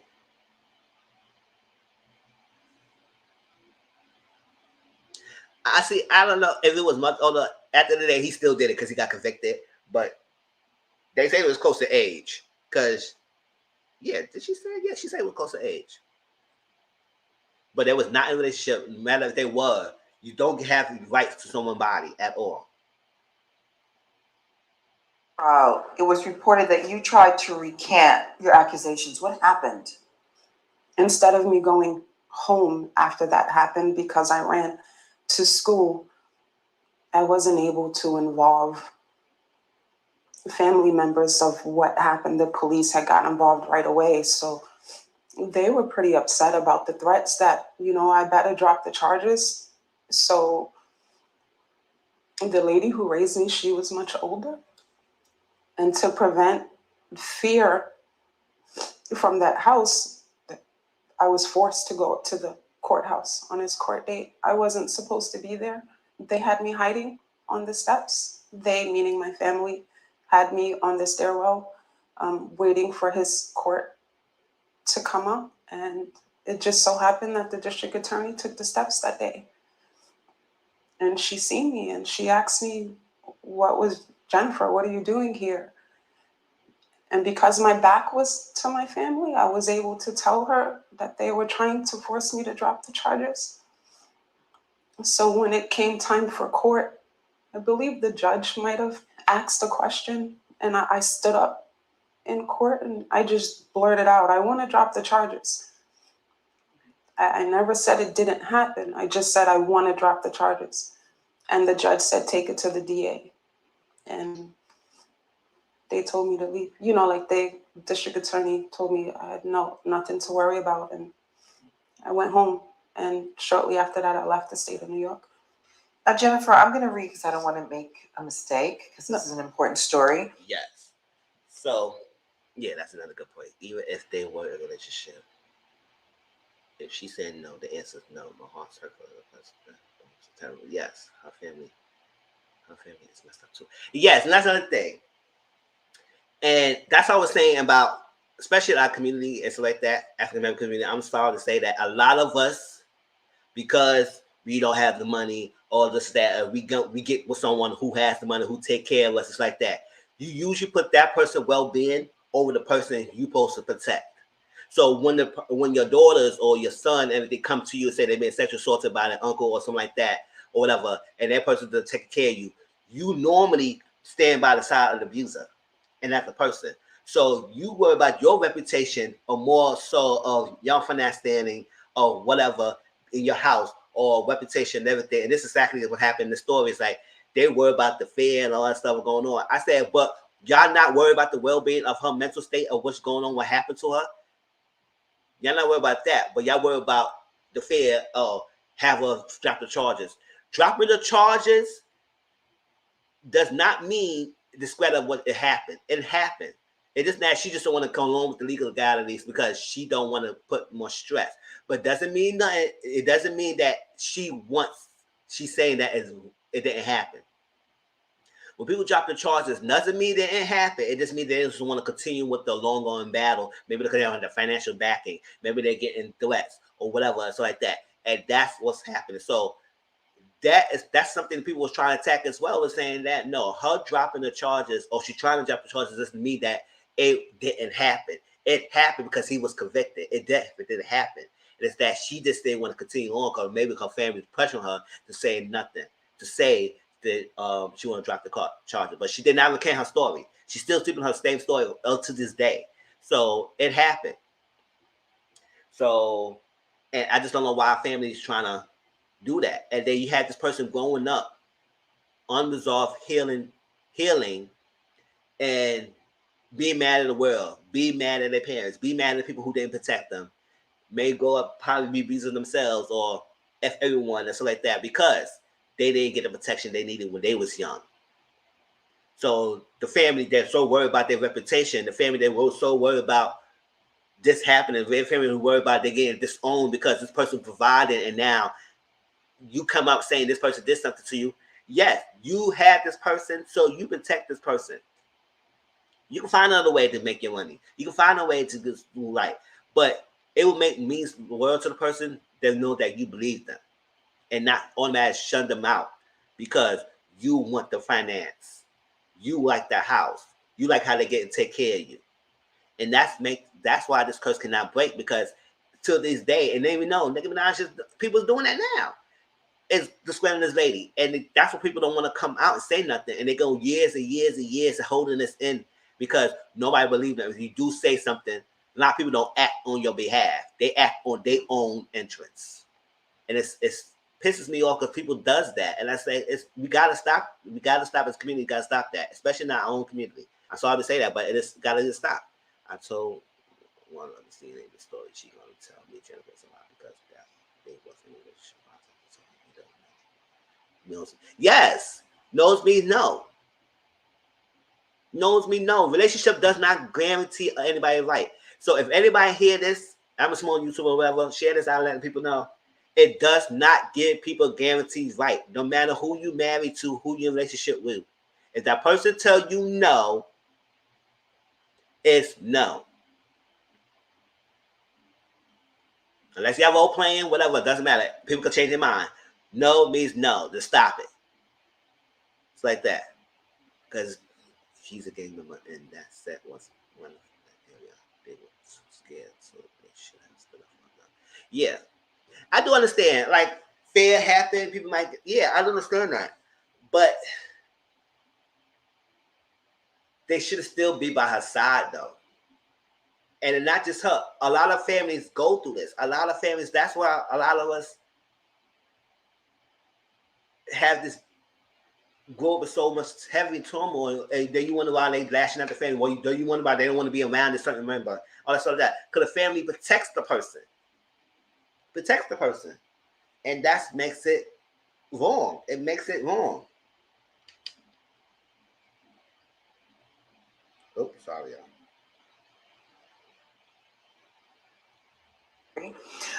Though Kenneth Petty first denied the rape charges, he was charged with first-degree rape, subsequently pleaded guilty to attempted rape, and spent over 4 years in prison, according to the inmate records. Did you feel that justice was served? I don't think I thought about justice per se because I was still blaming myself.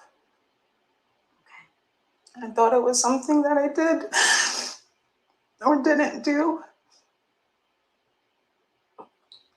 So I don't think I thought about so I would hear that if I got justice. I just knew he did what he did and he went to jail, and I had to leave my family, I had to leave my home, and I had to move away. So yeah, I never really gave it much thought. How has this affected you emotionally over the years? In so many ways. Hiding within myself, living and surviving through insecurities, using them to protect myself, thinking that if I don't look a certain way, I won't attract a certain type of attention. And I've been like that my whole life. Jennifer, let's move forward. When it was announced that Kenneth Petty was marrying Nicki Minaj, what was your first thought about that news? I was so afraid of being found out. I was so afraid of being known as the person he violated. And I didn't want that. You know, it's Nicki Minaj. You know, I didn't want that to reflect on my children. Nicki addressed fans who brought up Kenneth's attempted rape conviction by replying to them on social media, saying he was 15, she was 16, in a relationship. What are your thoughts about that? It was like reliving it again, because it was a lie. It wasn't true. We both were 16. We were never in a relationship.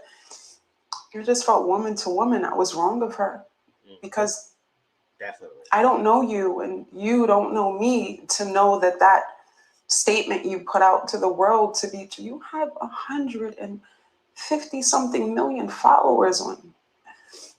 They all believed it. It hurt coming from another woman. I mean, just the girl thing, you know? We reached out to Kenneth Petty's lawyer and representatives from Nicki Minaj, who did not immediately respond to requests for comment. We're still here talking with Jennifer Hough, who is currently involved in a lawsuit with Nicki Minaj and her husband, Kenneth Petty. She is joined by her lawyer, Tyrone Blackburn. Now, Jennifer, in 2020, Kenneth Petty was arrested for failing to register as a sex offender. In violation of the plea deal he accepted for attempted rape in 1994. Now, did you feel that he wasn't taking responsibility? He wasn't taking his punishment seriously? I didn't initially think that way. I think it was more about Correct, Brittany. why wouldn't he want to protect the person who he's with? You know, more so like you've been registering for 20 something years. Why would you wait till now not to do so? I just, and then I thought more so that it was going to open up a can of worms for me and my family. Well, we reached out to Kenneth Petty's lawyer and representatives for Nicki Minaj, who did not immediately respond to requests for comment. Tyrone, will you please lay out just for us what is in the lawsuit? Let's just be clear. We would not be here but for the actions of Kenneth Petty and Nicki Minaj. The lawsuit deals with two things. First, it deals with the crime of 1994 when Kenneth Petty raped Jennifer.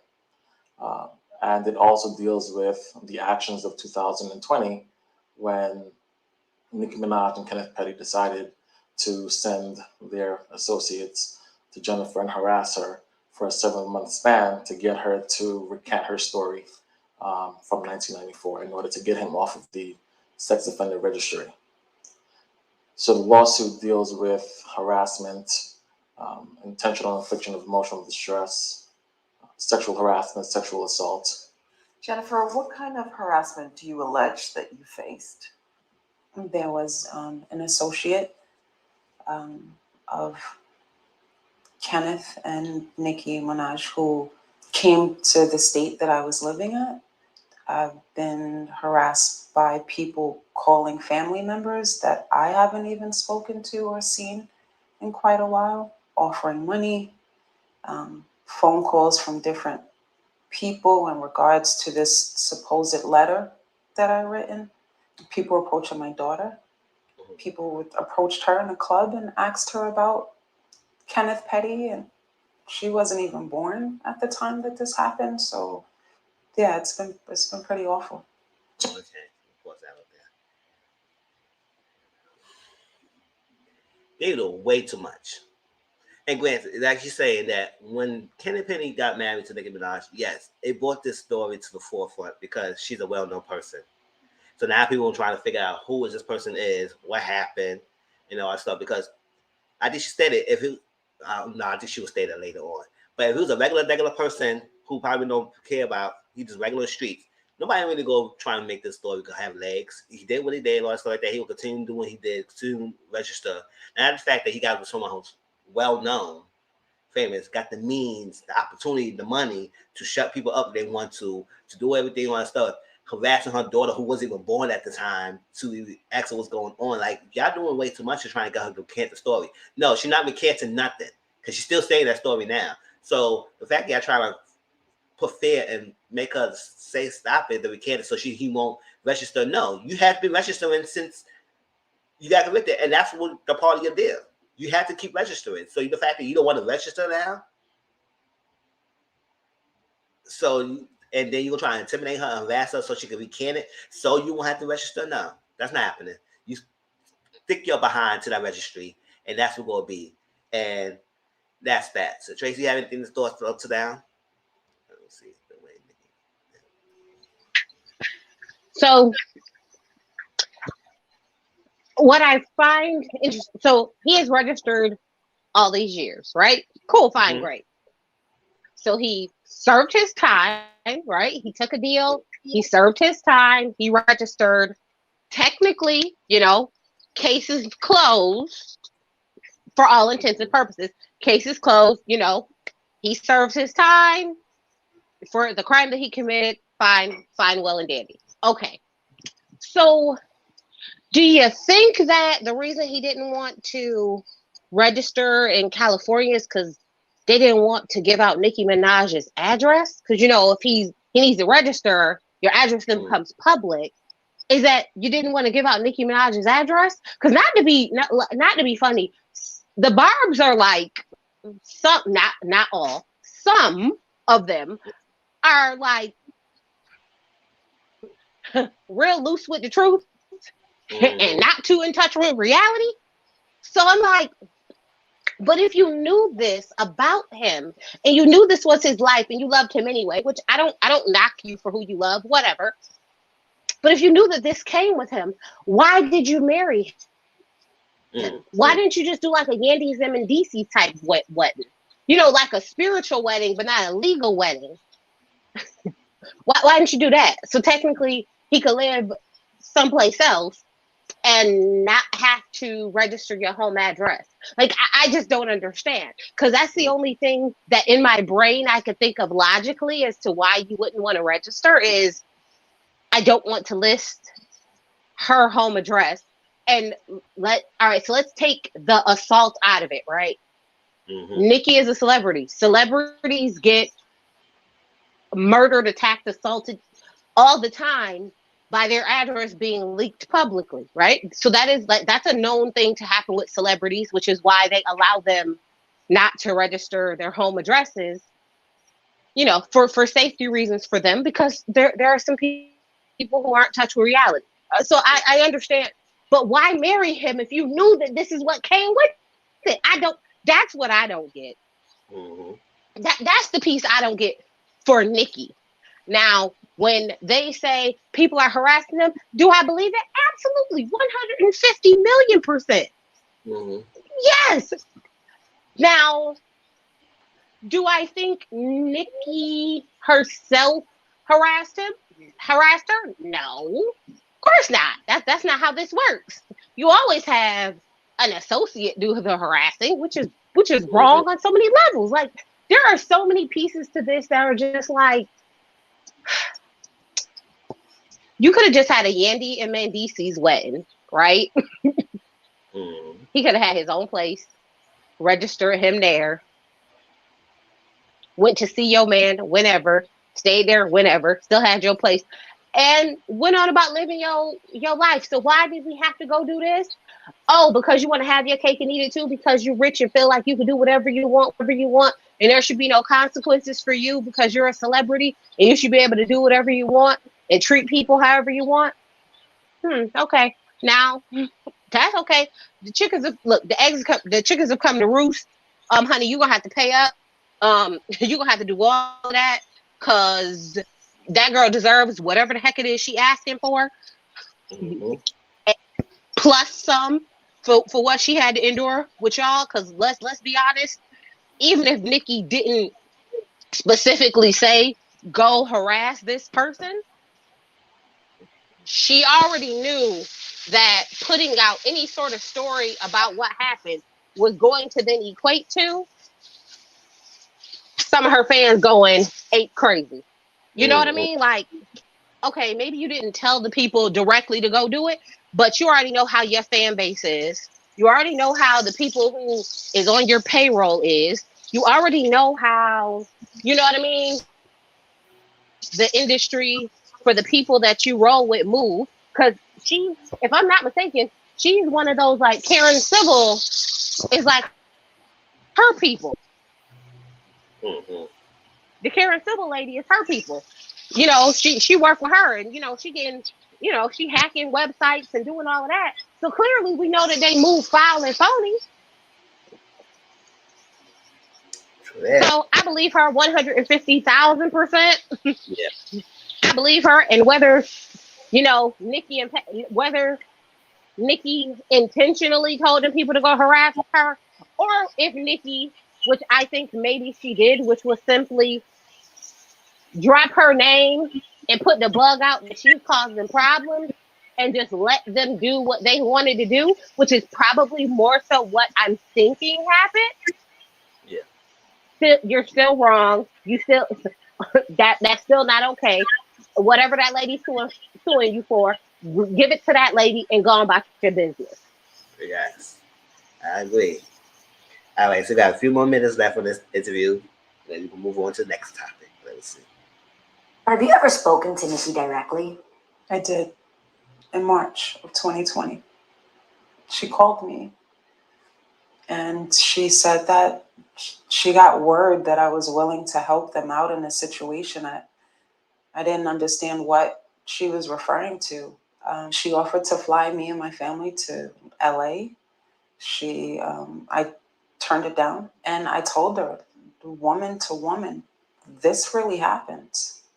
And I hadn't spoken to her since. Now, you allege that Nikki and Kenneth were harassing you.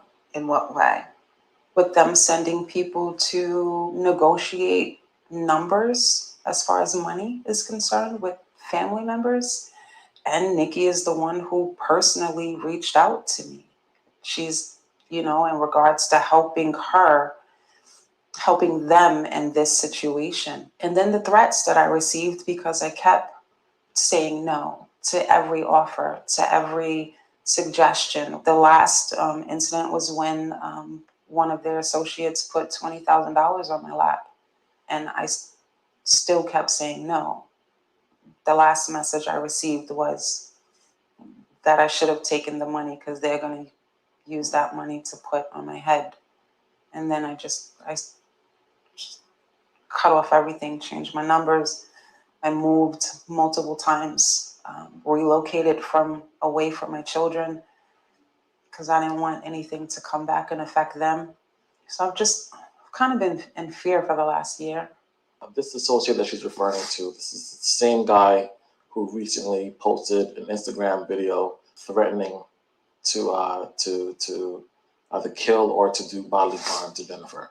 And this post came literally 6 days after Kenneth Petty accepted a plea deal here in California for failing to register as a sex offender.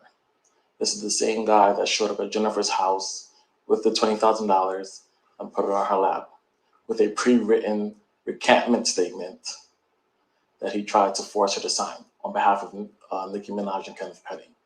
This is the same associate that sent Jennifer a text message from Kenneth Petty with Nicki Minaj's phone number, informing her that this is the number that you will receive a call from. And that number is the one that called her. What are you guys wanting to come from this lawsuit? To let them know that they were wrong. And you can't do this to people. You shouldn't do this to people. He did something a long time ago, and he had consequences that he was supposed to stick with.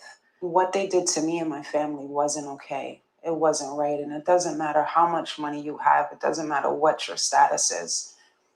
You can't intimidate people to make things go better for you. And that's what they did. And I want my daughters to know that as they grow, as they experience life, as they come in contact with friends, family, strangers, whatever, that they'll have the strength to know that they have a voice and they should use it. And don't ever let anybody try to silence them. What do you want to say to people who don't believe you? They have the right to their opinions. They have the right to their thoughts.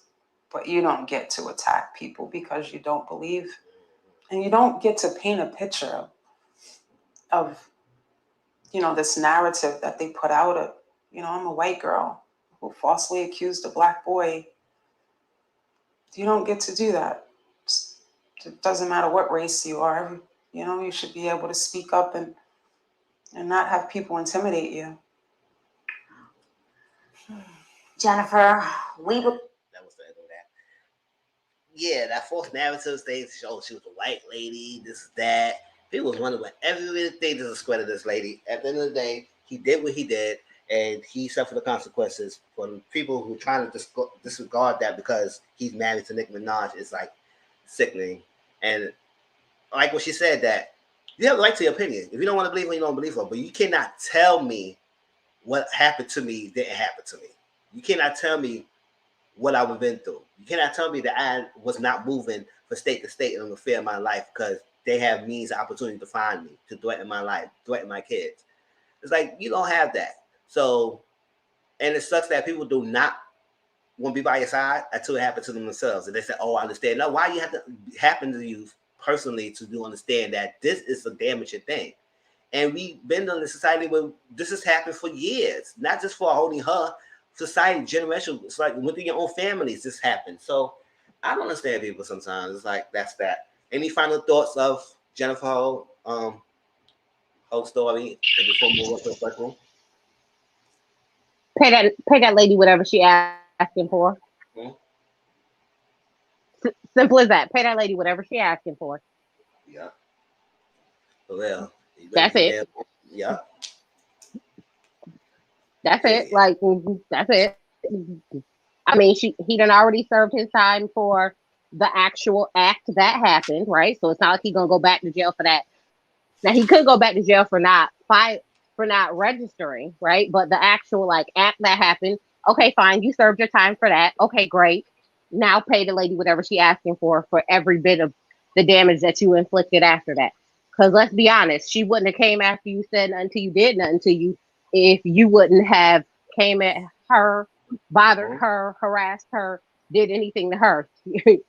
So no sympathies there now at all whatsoever. Pay her for her pain. Pay Yes. her. Pay her. Pay her. Like I said, at the end of the day, if you know somebody personally who's going through the same thing as her, the worst thing to do is discredit them. That's the worst thing. Until you find out it's some information that's make them lie, as like that. But the worst thing you could do is discredit them and not be by their side. It's like, at the end of the day, you don't know how it is to have something taken from you, and then you live in the fear of your whole life, basically, of what's going on. Can't get close to people. It changes you. It never changes for the better unless you heal from that. So I just like, with your own children or anybody in your family who come to you and say somebody touched you from the wrong way or somebody did this, you got believe them. Believe them until otherwise. But other than that, to go on straight off saying that it's wrong, discredit them, you are lying, don't say this to me or something like this to protect the person, that's how things happen. And they could continue doing it until they get the punishment. So that's my last advice for everybody else. But that was that. I know in Auntie Momo's panel, she gonna talk about it as well. So we'll give other people feedback and opinions about that as well of the story. All right, let's move on to the circle, y'all. All right, the circle on Netflix. Let me write the time: 1:42. I'll use the picture first.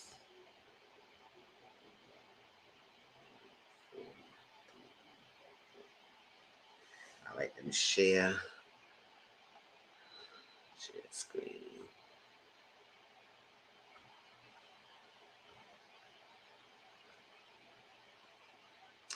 All right. So this was the first original 8 people that entered the Circle House. All right. Excuse me. Yeah. Yes. And stop talking about her. Yes. At the end of the day, she's the one who didn't do the act. He did it. So bash the guy. Nobody keep bashing her. But normally people don't do that. So. Oh, what was up to? All right. Circle, it was season 3 is on Netflix. Now, once again, if y'all don't know what the Circle is a social experiment game, which is a competition that only one winner wins, and they win $100,000. It's basically a popularity contest. It's a couple of testers who's in a house in a circle, in a house, in a room by themselves, apartment by themselves.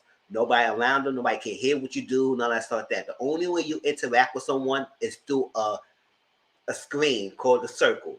It's like a social app. You put a profile up, you put what you need to say, and you communicate with someone through the screen. You do not meet the person unless you're going to get eliminated, and you got to meet the person after you got eliminated to see whatever you did on video message. Or if the person, like this one example, one of the influencers have to block the person face to face. So that's that. Or the finale. That's the only way you meet the person. Anything else, you and I partner all by yourself, interacting with someone, stuff. So you can play yourself. You can play a catfish. Whatever you need to do. You can perform alliances. You can be cutthroat. You can do it how you want to do it to make sure you're the popular person to win that prize. And one person win at the end.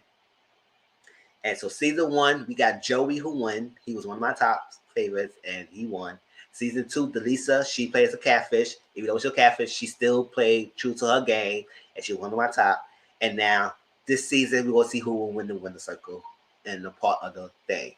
And it's good because every season they spice it up. They do different things, and the players make it interesting because you don't know what plays you'll get. You can have players with mostly all people who real. You can have people who combination catfish. You can have more catfish than real people or more real people catfish. It doesn't matter because each person who comes in the game changes up, and it makes it so interesting because you don't know what happened, what's going to happen, how people vote, what people.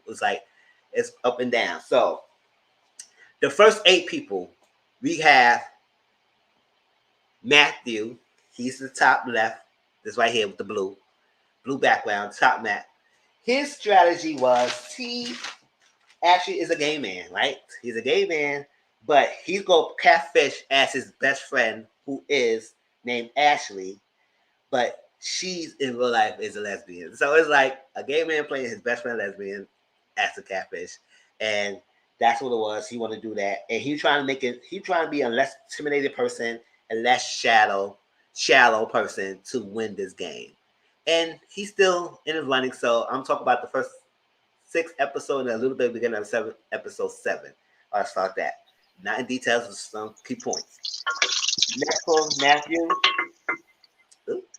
for Matthew, we get Kay. Kay is next to Matthew. She's a top. Next to Matthew, top left. Next to him is Kay, and she's one of my favorites because she plays the game, and she plays herself. She's real. She's been a top competitor for this long time. So now people trying to gun from her. I said, oh shit. I said, sometimes it's like you've been a top for so long, they're gonna try and go for your spot. But she's that. And her strategy is she play herself. She got the 3 C's and an F combo. She will complement comedy, commonalities, and fantasy. That's her strategy of this thing. And that's how she gonna do to try to win. Next is the mama of the circle. Well, she was trying to do the mom of the circle, Michelle. And yeah, Kay my girl, right? Next to Kay is Michelle. Her strategy is to be the circle's mom, be there for everyone and all that stuff like that. And I'm gonna tell you how they played her, what they trying to do, but we get to that in a minute. But she played herself, all that stuff. So we got the first catfish. Kay played herself. Michelle played herself. Next, we got Daniel. He's the top right and the pink background. And that's purple, whatever, purple background. And he played himself. And he said he gonna be that B. He gonna be that B. He gonna do whatever else like that. But he said he gonna play the young, dumb looking type of person and use that as his advantage of his game. Because I guess he's the youngest person in the household in the circle. Below Matthew is Nick. He came in, he's full of himself. Like he loves his body, everything, yeah, whatever, name body, whatever stuff. But yes, he's gonna flirt with the ladies. That's his strategy. Flirt with the ladies. He gonna pose as a drummer, even though he's a nerd computer tech. I said, okay. He said he gonna try not to play smart. He loves his body. He gonna play himself. So that's a strategy.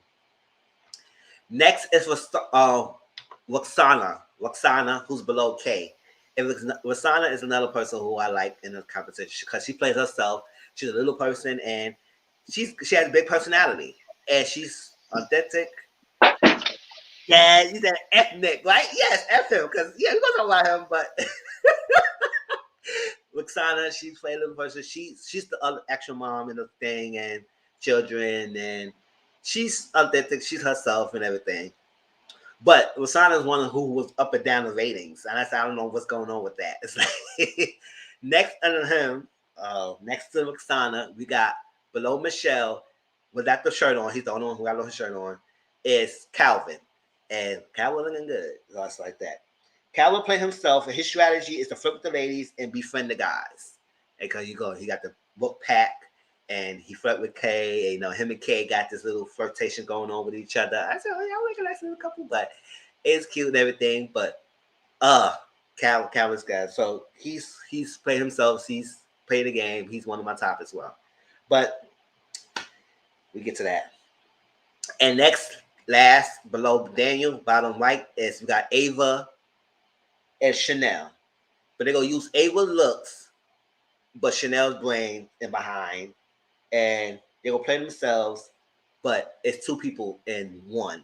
Now everybody else is doing by themselves, but it's two people in one. So it's like a semi catfish, but not really because they play themselves, but at the same time it's like two people in that profile. So those are the first 8 people, y'all. So Tracy, did you see the circle yet? And what's your thoughts about some of these people so far? Can I just get 5 minutes along with Nick? Oh, you want 5 minutes alone? You want to go beat him up or something? Exactly. Yes. You know the kind people make you scream at the screen? Like you just realize that was it. I was like, just give me 5 minutes. Give me 5 minutes in the dark alley because you is really working my nerves. Yes. Yeah, Nick is too much. Nick is too much. And yes. So let's get into it. All right. So they start over the icebreaker. And there's questions. So you go say yes or no. One of the questions was, if no one could find out, will you cheat in the game? Which everybody will cheat. But everybody say no.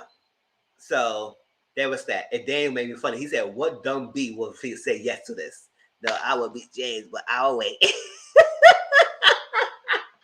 It's like that. Keep in mind, y'all only talk about the first 6 episodes, the beginning of 7 episodes. So 8, 9, and 10, 11, 12, I didn't get to see it yet. So, but I will see that tonight. And probably next time we talk about that episode. But I watched the majority of it and stuff like that. But yes, that's that. So one of the other questions was, to the dance moves. Everybody say yes, but Kai say no because she don't got one. She got multiple. I said, all right, you better hear that, Kai. You better do that multiple. Everybody said, oh, she don't got no interest in the dance moves. She said she don't got one. She got multiple. So that's that. And one of the questions was, will you let your dogs lick in your mouth, kiss in the mouth? It's like that. And I said, listen, I like people with puppies, it's like that. The most they would do is probably lick my cheeks, it's like that. And I don't probably do that as much. But if I really like the Lord, they cute and everything, I like to look at that. But I would not do no mouth to mouth. So the fact that Michelle, she had 2 dogs in her pictures, right? Her profile picture. Everybody said, oh, those cute little puppies. Why you didn't want to kiss them out? Got everybody looking at Michelle like she's not what she says it is. I said, oh, hell no. So she explained to herself. Everybody said, oh, okay, I understand. Yeah, because they do be looking at their ass and they do all that stuff like that. And then they come in my mouth. I don't like that either. Even Nick will say, oh, because Nick got that freaking, what's that called that dog? That French, whatever good dog it is, look nasty in the mouth. I don't like that type of dog. They just kind of cute, but ew, I want to have him kissing in the mouth. And he was lying because he said he don't kiss his dog in the mouth, but he will say yes. Just the fact that he had a dog picture. And he was downplaying and said, oh, wow, she ain't like that. I said, boy, you said you wouldn't do it either, but you play the game, whatever. Yes, I said, I wouldn't say, I treated that myself. I said, I wouldn't kiss no freaking dog in the mouth. Like I said, they might lick, I play with dogs. I'm not scared for dogs, so they might lick my face a little bit if I put my face next to them like that. But not in the mouth to mouth. I wouldn't do none of that. So the fact that y'all got up in arms about that because she got 2 little cute puppies, is like, what? Trish, how you feel about that? Let me say this. I am a dog lover. I have a dog. I love him to pieces. There is no way on God's green earth would he ever. Okay? Never. Not ever. Not at all. Absolutely not. No. That is just disgusting. I see where his face and his mouth be. Yes. Absolutely not. That is just gross. But you know what? I've noticed that a lot of people who don't look like me or you tends to be okay with dogs licking them in the mouth. You know, so it's a special kind of non-black person Yes, who right. tends to be okay with that. You know, but it tends to be, for us, it's more like, yeah, we like dogs, but not like that. Like, That's right. not like That's that. right. Like, we Not like like that. dogs, but not enough to make out with them. Like, For real. Sure. I was like, oh my gosh. So everybody was up in arms about that. I said, oh Michelle, I said, I know they ain't trying to use that. And so Nick and Calvin start this little romance thing going on with them each other, stuff like that. I said, oh. And Ava threw slight shade to Kai. She did. And I said, oh, so Kai picked that. And she said, oh, she thought to do a shade at me? Oh, all right, we'll see. Because she did say she liked one signature moves. And she had multiple. But she said no. So she threw a shade at that because she said no. So they talk about cocktails. Daniel said he was virgin pina colada because he never lost his virginity and all stuff like that. Yada yada yada. Calvin said he would be a mojito. Ava said she would be a spicy virgin colada. I said okay, or margarita, whatever she said. Calvin and Kai flirts a little bit with each other, and I see that going. I said, all right, they're gonna be an alliance, and they formed an alliance together, Calvin and Kai, and I said yes. All stuff. I said all right, do that. So the ratings came about, so like that, and this time, usually it was two influencers, but the first time around, it will be one sole influencer. So whoever been in the top spot, we've been sole influencer, and that person would get to choose to decide to eliminate someone. And lo and behold, the top two people was Kay and Calvin. And Kay was the sole person who's a sole influencer. So she had to pick one person to block from the circle. And I said, I know it. Oh, right off the bat, who she gonna pick? Because that slight shade she throw at Kay gonna cause her detrimental. What them, Chanel and Ava. And Michelle was her last place because that freaking icebreaker they had. That icebreaker turned a lot of people off about her because she didn't want to kiss her dogs in the mouth. I said, y'all is some shady people. I said, y'all gonna really eliminate her, that girl, and put her in the last place because of that? That's what happened. And then Roxana was upset because she was in 7th place. I said, Roxana, this is the first day, so I don't know how high you think you're gonna value yourself, but it is what it is. But she was upset. So Kyle was the first, and she eliminated Ava and Chanel. And I would say, oh yes. Now, the eliminated person get to choose who they will see. And I said the first day, the only person she probably will see the person who blocked her. I said, guess. I mean, if that person blocked me the first time, I guess I would go see them. It's like that. So that's that. But apparently, Circle does their normal thing. They shake things up. They gave them a second chance right off the back. I said, y'all could have saved that for later on. But they did that right off the bat. And they get to choose to clone another player of the circle. I said, oh, cloning. Oh, we doing that now. I said, y'all could have came over with another catfish and make them play another catfish in the circle, but then now they got to clone the person. I saw a circle. Y'all amping up the antics. So how y'all feel about that before we move on to the clone situation?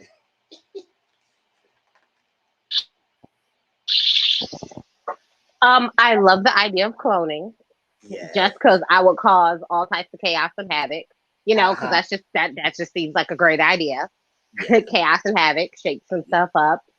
But I mean, would I be mad if I went home because I wouldn't kiss my dog in the mouth? No.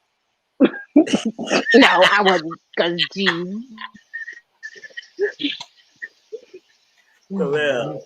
I wouldn't be mad either because she still too. I like how Michelle still too. She said, "Listen, nah, I ain't doing that. I ain't chill. I have my things to that, but not ain't that much." All right. So the cloning thing, y'all. I tweeted this. I say, granted, yes, the cloning thing is an interesting idea because you shake things up. But to me, it was a cop out to clone the last place person. I think if you want to really shake things up, you should have cloned the top people. If I would did that, I would probably did that because now, like the top person is here and there. You only met them one day. You can still shake things up, but they wasn't comfortable to playing as the top people or any other people. They said the best person they could connect with was the Southern background. They was lashing onto it because I guess the mother or son was Southern, so they lashed on that and they could play Michelle. But I said Michelle don't really have no much influence in the circle that much, so you would clone her. So that's why it's like to clone her was a cop out because it was like okay, but and then how they played her and that people just turned on the real Michelle. I was like, oh my gosh, really, y'all, this is crazy. So I would have cloned Michelle because Michelle didn't have no power so far at that point. I would have shook things up and clone the top player because you get to see what's going on. You get to do something like that. But hey, Cal would probably lose his shit to see two K's going around. K would see lose shit to see Calvin being cloned, just like that. But they decided to clone Michelle. So they became the blue Michelle, and the real Michelle became the orange Michelle. And I said, oh, okay. So the blue Michelle had 24 hours to state their claim and do whatever you got to do. So you get the vote into their favor so they can eliminate whoever the Michelle, because there only could be one Michelle left. So I was like, oh my gosh. So they did a video feed, and the sisters did their video feed and all that stuff. So everybody said, oh my gosh, yeah. They got out of it until they saw that two Michelle's thing. And they said, oh, this could be somebody else. It's that. They never thought it was the sisters. All that stuff. So it's granted, because you thought you eliminated them, you wouldn't even expect them to see them again. All that stuff. So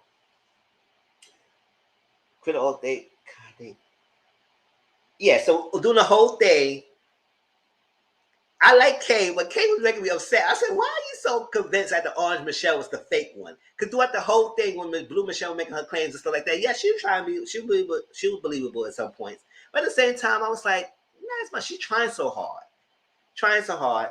And Kay usually, well, her first day, she had a good sense of who was right. It was not like that, but she was so convinced that orange Michelle was not the real one at all. And other players had to, so other players had to choose their fate because both of them cannot stay. And let's see, on Michelle and Daniel. And so on Michelle, they never saw an extra of the real Michelle. They never dawned on. That's what I'm saying. And I was like, hold up, y'all, because I was saying that too. Because I will get to that. You know, I'm jumping into because I said I want details and everything. Because a lot of the spy chats, I'm not really going into that much. It's like that. But I do want to pick up that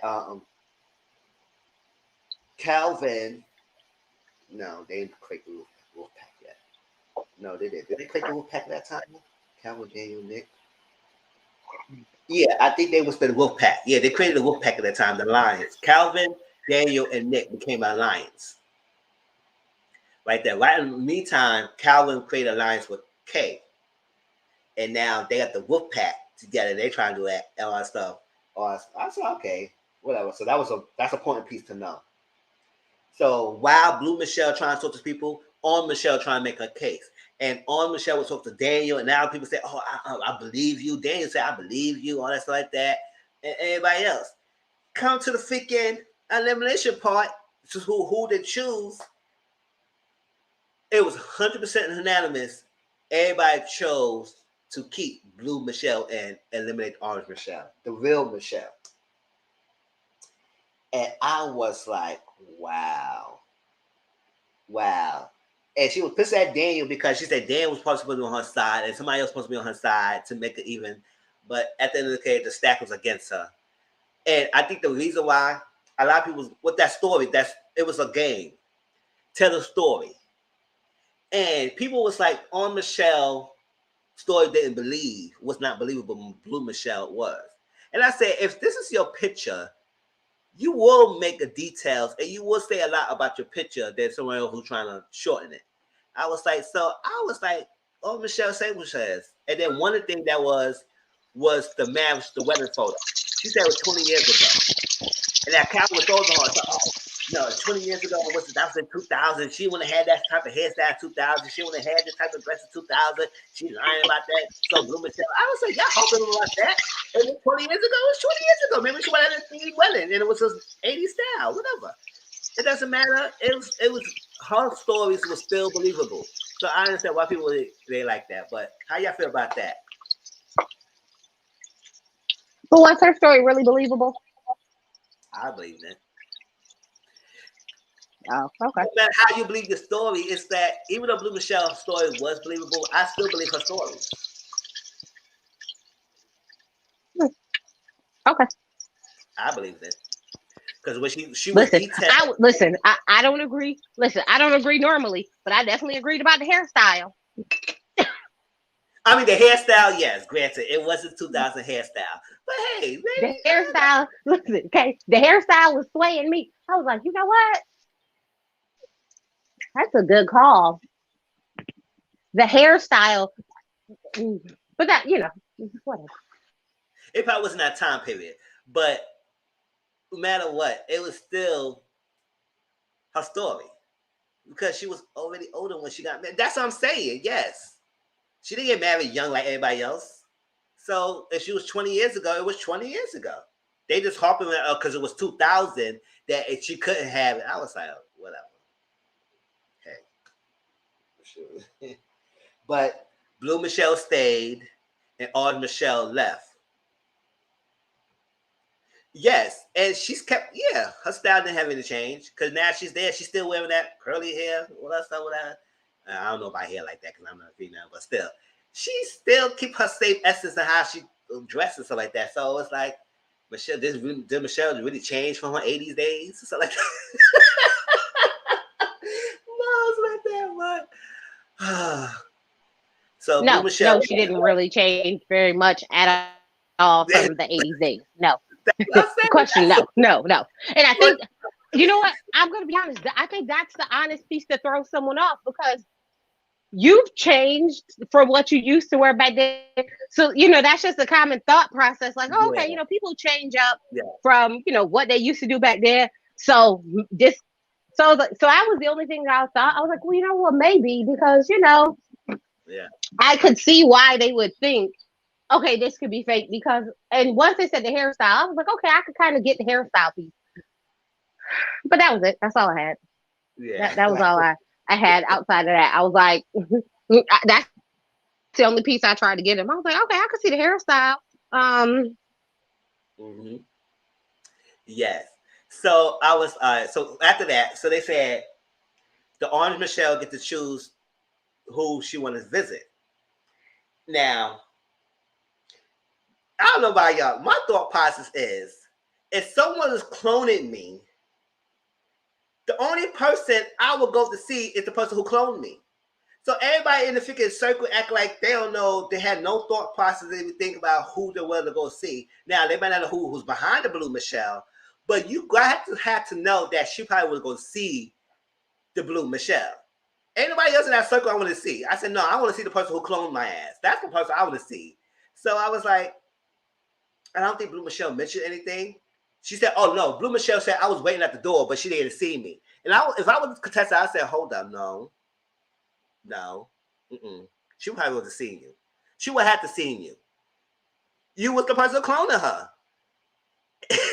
And you was responsible for letting me go. So I would have to see you. That's my whole thing. So I was upset, and I treated that. I was really upset, but I was like, hold up. Duh, people, the only person you want to get to see is the Blue Michelle. That's the person who cloned her.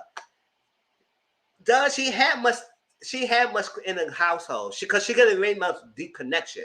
Maybe Daniel, but then again, Daniel betrayed her. So no, the person who she would have seen is the Blue Michelle. So the fact that nobody, yes, people started after that, after Orange Michelle left, people starting to realize that baby Blue Michelle is not the who she says she is. And that she been fake all the time. But I said, okay, y'all have to think about that afterwards. And then yes, the news feeds were not shown. Because I was saying, hold up, Why? Where's the new feed? Where's the new feed? But I don't understand. I said they want to blow the cover of the Blue Michelle Who Stayed, so they had to wait to show her news feed. And I was saying, oh my gosh. I said, that's crazy, right, Tracy? That's what I think. It threw them off. But millennials, being millennials, yes, right? Yeah, that's what they're probably threw them off. Because they were saying, oh no, she couldn't stick with that thing. But so Tracy, how you feel? If you would got cloned, don't the person you would have seen, it was the clone person, or you would have seen somebody else?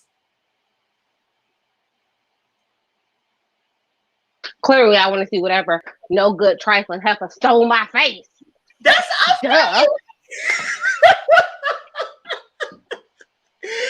I said the same thing. I was saying, hold up, y'all was so skeptical and so analytical in your process of eliminating Orange Michelle, but y'all was not in keen of who she would have seen.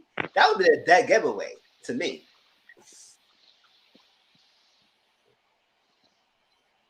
You see the same way? Shoot.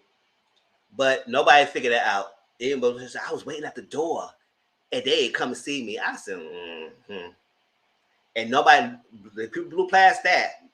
Nobody really thought about that. Well, whatever. So at that time, we got two new players. Sophia, who's actually gay in real life, she's playing her friend Isabella. Her sister, not her friend, her sister Isabella, her straight sister. All right. And so she had catfish. And we got a girl named Rachel, catfish, playing her best friend boyfriend. I said, oh, how do you get your best friend to agree to that? Best friend boyfriend. And she playing Jackson. And she's catfish too. So we got two new catfish into the fray. All that stuff. And let's see. Let's see. What's that shown? What else was shown? So they played a quiz. It was a flat bash quiz about different questions and stuff like that. They said the questions about the friends, who was their last names, and all that stuff. That was cute. And every question they win together, they get 2 invites. So they invited Kay, Nick, Ashley, and Michelle to the party. They played Britney Spears. Hit Me Baby one more time. They were dancing. They dressed up in little popish clothes. And they dancing. They was doing all that stuff. So that was cute. Nick started flirting with Isabella right off the bat. Because, Nick is a douchebag. He liked to flirt with the ladies. That's his stick game. So when he saw Isabella, he was like, oh my gosh, I got to flirt with her. All that stuff. He was doing all that stuff. And, Ashley liked to call, Ashley played by Michael, the top left.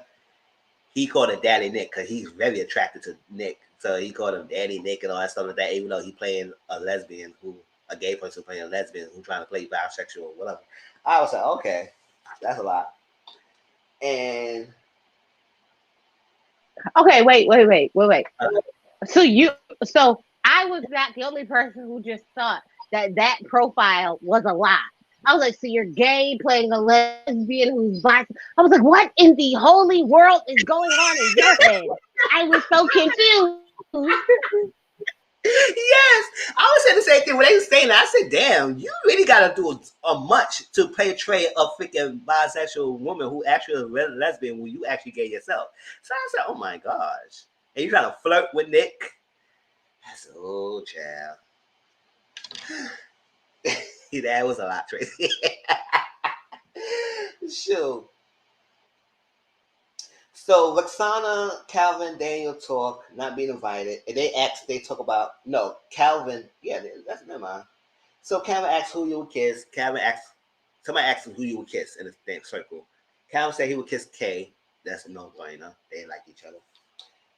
Roxana said she would kiss Kay Daniel on the cheek because she would kiss him on the cheek. And Daniel said he never had been kissed, so he never had the first kiss, his real kiss yet. So I want to know if he really is. Oh my god. That's what I said.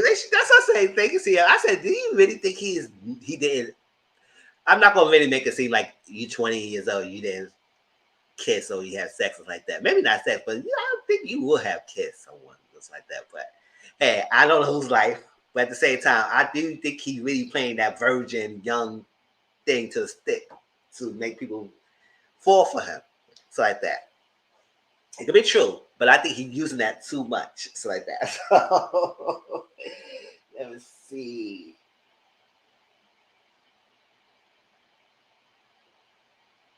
Okay, so Fake Michelle talked to Kay. Now this will trumped up Fake Michelle at this point. Well, Fake Michelle, Blue Michelle was talking to Kay. Kay said she had an initial thing with the Orange Michelle, and it was a mother away from home type of thing. And Michelle would never really get granted into her attraction to Calvin and deep down and trying to do that stuff. Fake Michelle was doing that. She was doing that. Oh, who you like? And this is that. And I don't know you need advice and all that stuff. So Kay was like, hold up.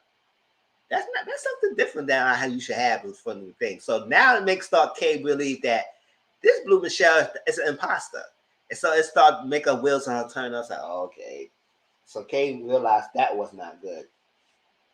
Now they had the honest review, and I said, baby, it's anonymous. So when they go anonymous, you can really say your true colors. And people went deep. So, I mean, Nick got 3 stars from Isabella. He said he flirted too damn much with everybody else, and he's not being authentic himself, and he doing that game, flirting with other females and trying to get all the stuff like that, and think he could use that. So everybody said F Nick. Yeah, that's what Nick is doing. He know he's doing that, so he needs to stop acting like he's heard about that. But whatever. Calvin got 2 stars from Ashley. You know, and he said he's a fake smooth talker. He will smooth talk to you to death, and he being fake. He's not being real. I said Calvin has been real all the time. That's probably who he is. He probably is a natural flirt, and he's probably a smooth talker. That's what he is. Calvin been like that. He talks to everybody the same way. I mean, he don't talk to boys like that, but he does talk to his Wolfpack gang in a way that make him feel like he's a smooth talker. Sure, that's how he is. Daniel got rated 2 stars by Kay because Kay said he's flying under the radar, and I do believe that. I think he's playing it safe. He's playing it cool until he sneak up on you. It's like that, and that's what it is. He's playing that so he can get slide by. Then when he get close to the thing, he cannot slide by anymore. That's why he wills his claws more. So it was not love, but he didn't like that. Jackson rated Calvin 2.5 stars because he said she who playing the guy say you got too many jobs, so you don't find yourself. You're doing too much or whatever. I can't understand you because you got too many jobs. And Nick rated Kay 2 stars because he said being a fake friend. And Nick, I said, Nick, you coming after Kay for no more. And now since then, Nick is gunning for Kay. And that's all right there. I said, Nick, you doing too much, man. You going after the top player, going after Kay. And now he's so hell-bent. And I think because it's a competition, he know Kay is a competition. So he's trying to get Kay out of the way. Which I understand, it's a competition, is one prize. Yes, you want to get rid of the biggest player, but at the same time, you got to move differently. It's like you don't want to get rid of the top player because everybody will gunning for you next. So it's like he got to play his card right, but he is gunning for Kay now. So how you feel about all that? So to that point. I like that he gunning for Kay. Yeah. I like it because it shows that you are like, how can I say this? You're not afraid to take the bold choice that we pretty much for sure knows will get you kicked out. But if it goes wrong, you pretty much for sure know that you are on the chopping block, Yeah. But it shows a level of pizzazz that you're not afraid to take that chance. You're not afraid to risk it. Well, let me see. Let me show you the other 2 people who came in. I forgot to show them, y'all, if they're here. This is Rachel, who's playing this guy named Jackson. She playing a Jackson, playing a guy. And this is Sophia, who's playing Isabella. So those 2 people. See, I know what they look like. They're the catfish. Yeah, I agree. Yes, go after the top player. I mean, that's your competition, right? So I guess he was trying to go after her, but he knows for a fact that it will come after him. All that stuff. So All right, let me see who else. So next way that happened is next time the two top influencers will be influencing and they're going to hang out and they will discuss who they're going to eliminate. And they would, lo and behold, it became Roxana and Kay. Roxana was 7th place the first time. Then she came the top competitor in the second round. I said, all right, the second lady. I said, okay, Roxana, you rise up from the ashes, you Phoenix, all that stuff. And Kay been the top again because Kay was first last time and then she's second this time. But she still has been the top, so she's still in the top thing. So let me see. Anything else happened about that? So they had to block. And this time, they had to block the person face to face. So when Roxana and Kay talked, they decided to block Blue Michelle, the fake Michelle. Because at that point, not only Kay, everybody else, like Roxana and somebody else, started to realize that Blue Michelle is probably not the real Michelle. She being fake. So people was like, okay, whatever. So Roxana and Kay, since they both in the same wavelength, they decided to eliminate her because they realized that person is. And now, Kay eliminated her the first time. So when Kay said, you know what, Roxana, I'll let you enjoy the first top slot. I don't know. You would do that? I would say, Kay, no, you, Roxana, you number one, so you better do the you better tell that girl. I might do Kay and say, no, Roxana, you go ahead. You number one. You go ahead. You the top influencer. You go ahead and tell her. But Kay's the ultra trooper. She said, you know what? I'll let you reign the top supreme and I will go to face and block the person. She went to see the thing and she was shocked. She was like, I eliminated y'all. And y'all back? And she said, yeah. They gave us a second chance. They decided to close someone. We closed Michelle and everything. And that's what Kay decided to tell them why she realized that they was fake and then realized that yeah, that's what I'm saying. Like, Auntie Mama, I was saying, you go ahead, girl. You number one. You number one. I'm number 2. So this is exactly. I know Roxana would hate my ass for saying that, but hey, whatever, Roxana. You number 1, girl. Sure. Tracy, would you let Roxana go to tell the news, or you would have done Kay and did it yourself? Oh nah.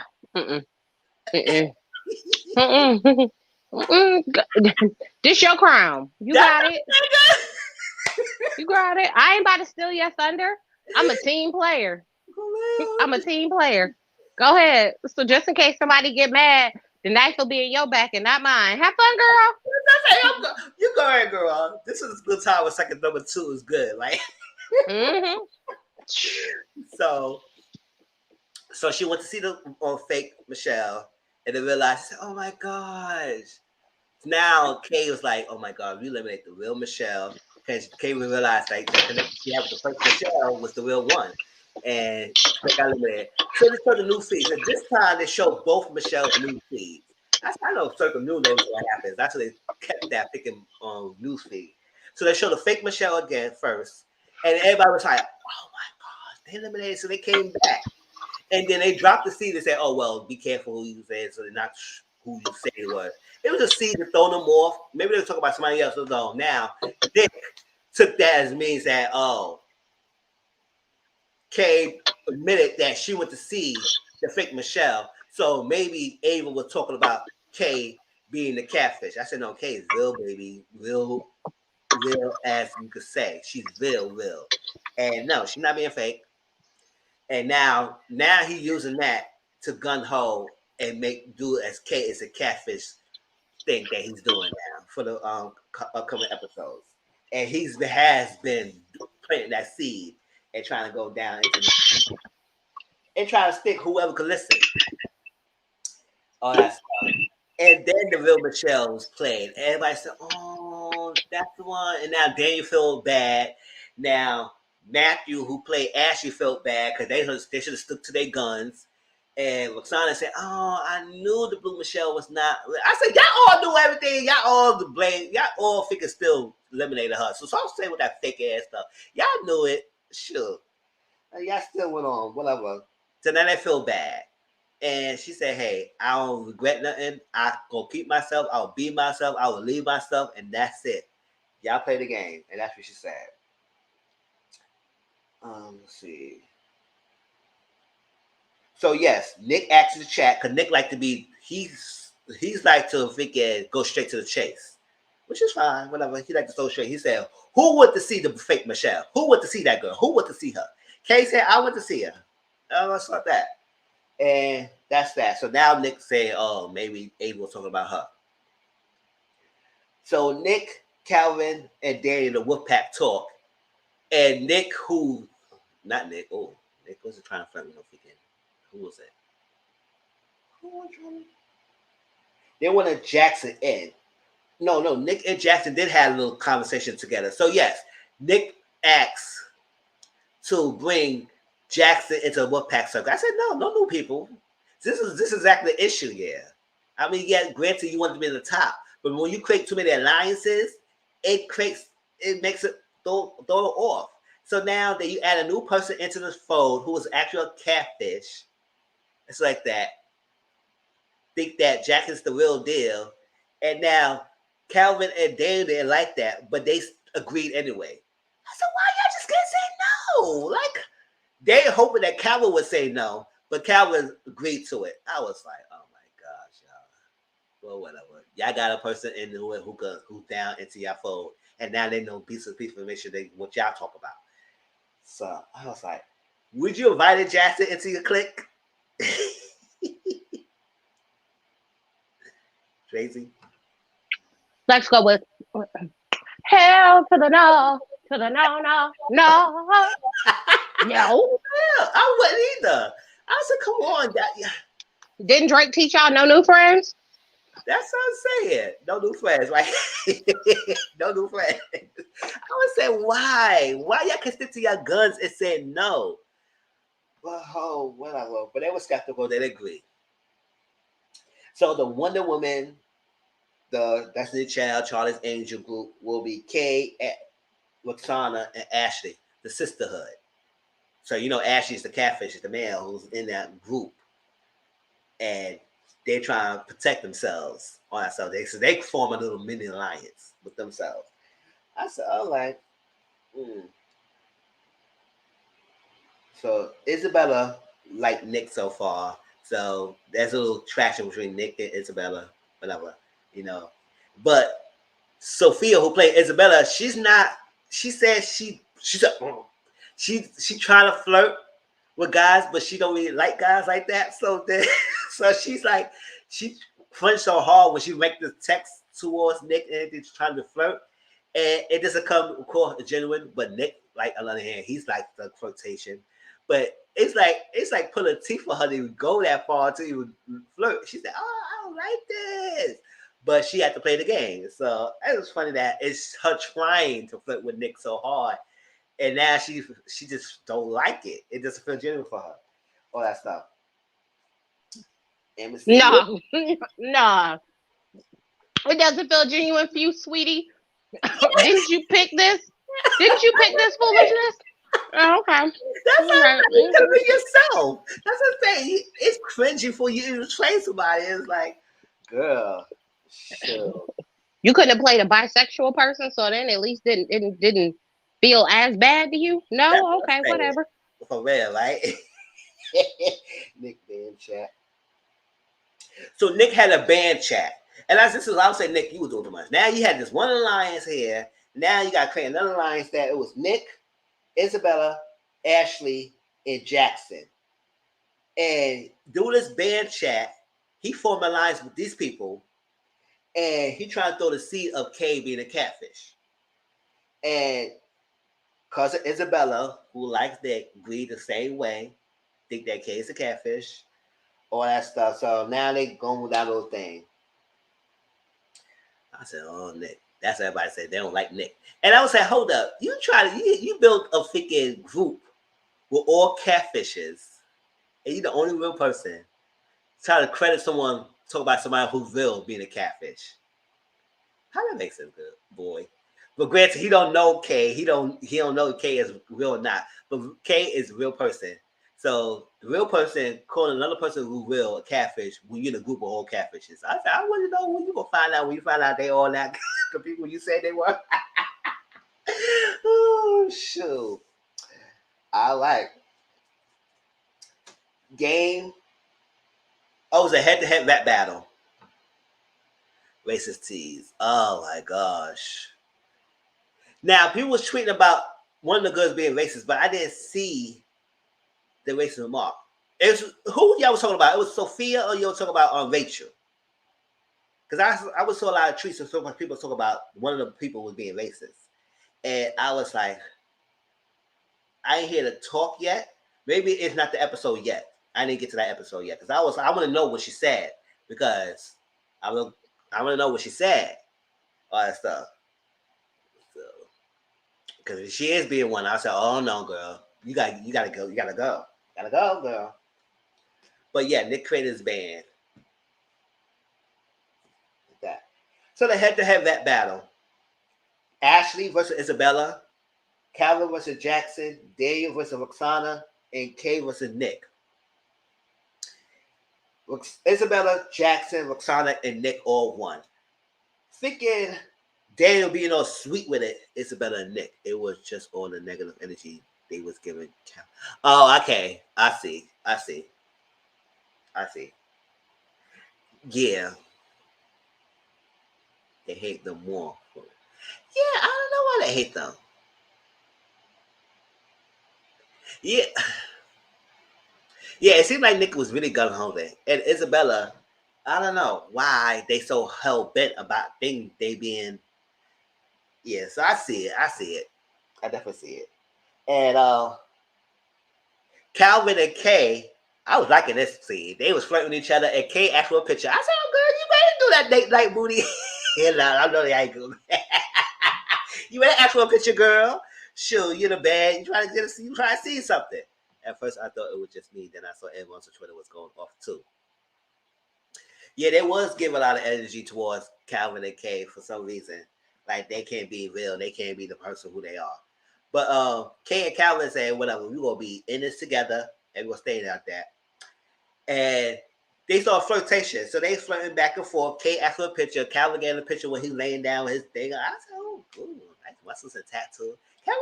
Calvin's a nice little chocolate man. He is good looking. But he has a lot of this going on, but hey, it's not bad. And Kay's that was a great picture. Great picture.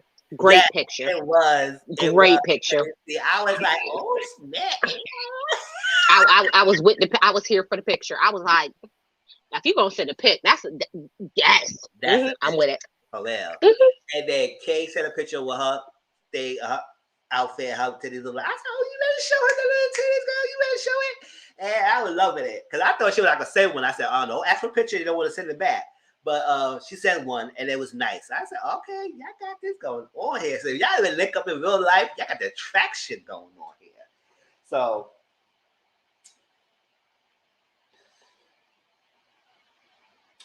Calvin was talking, it was a group thing. Calvin was asking Jackson about who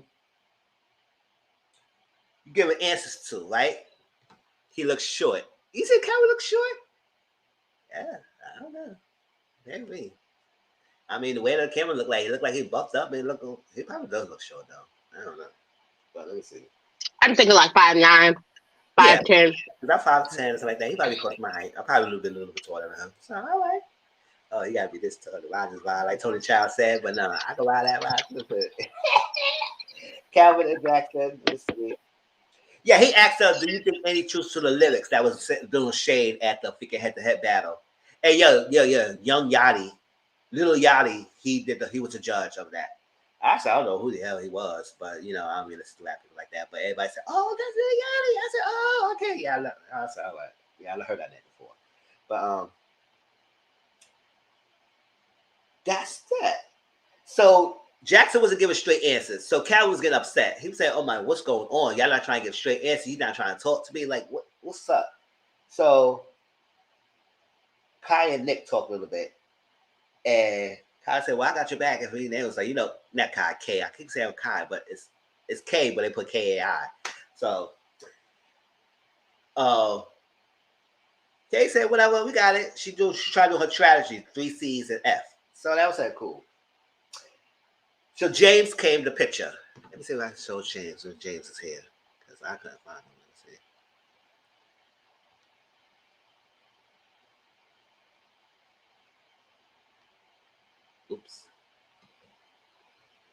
James came in. He played himself, and he said he's a comedian. And let me see.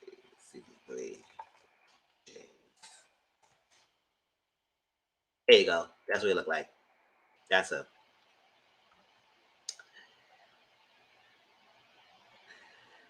So James comes in the picture. He's a new player.